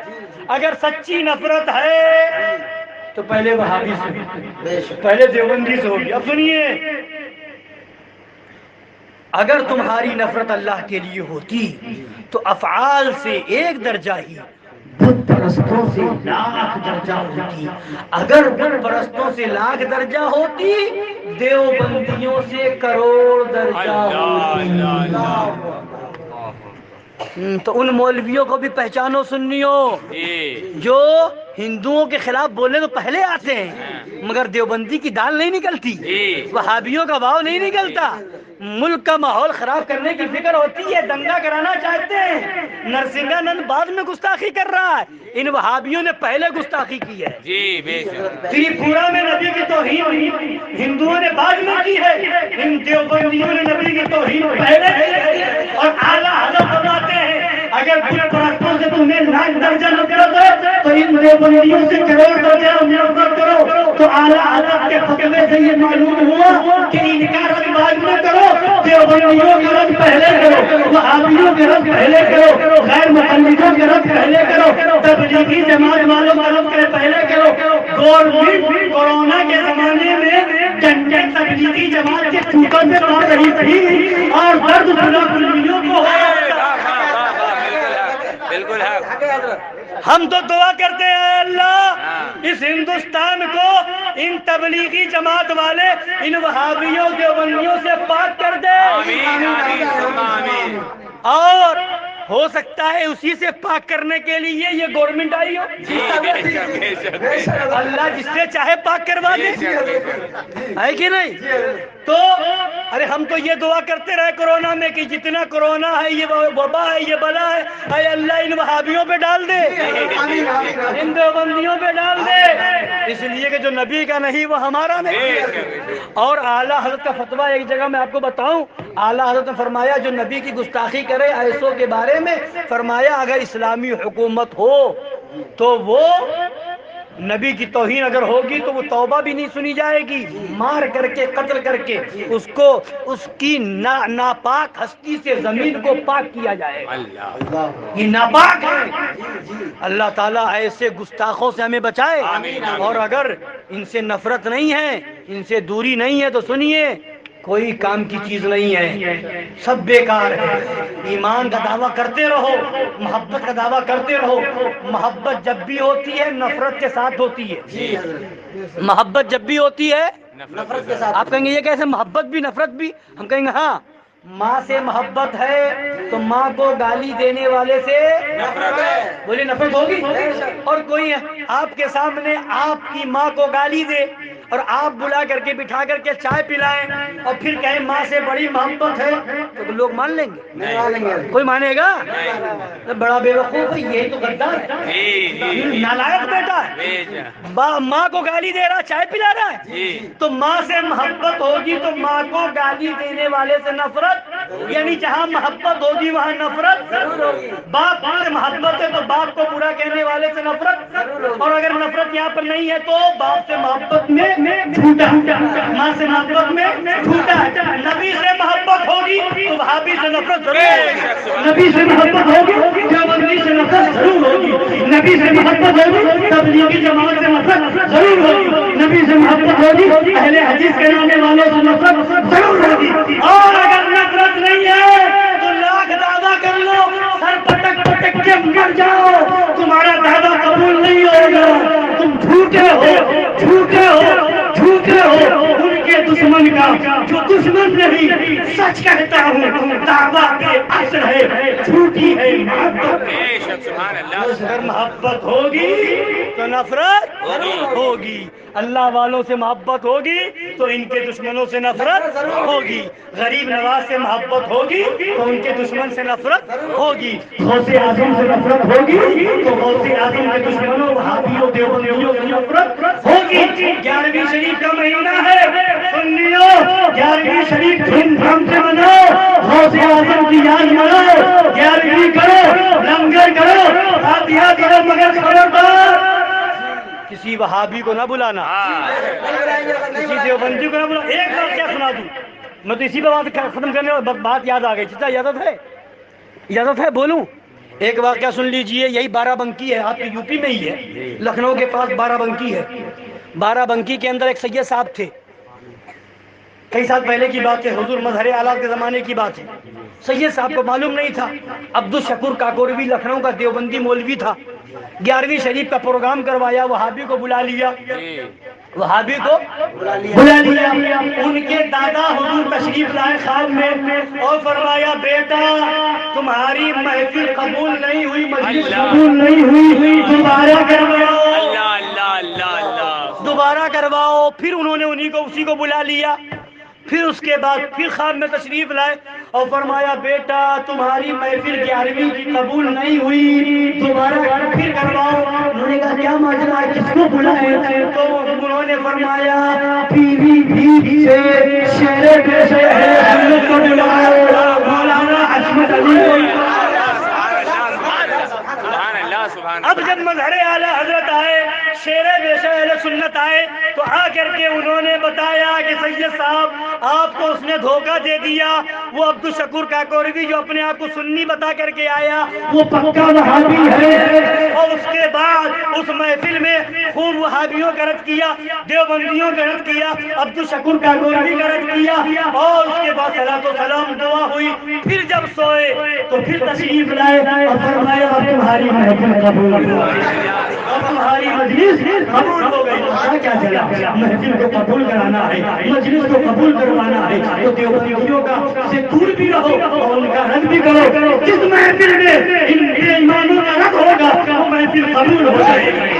جس محفل میں ان دیوبندیوں کا رد ہوگا وہ محفل قبول ہو جائے گی. اور یہ اللہ والے خوش ہو گئے اس لیے کہ ان کے دشمنوں کا رد ہوگا.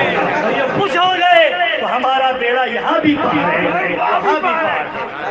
اگر ایمان کی سلامتی چاہتے ہو, ایمان بچاؤ, ان وہابیوں سے دور رہو, دیوبندیوں سے دور رہو.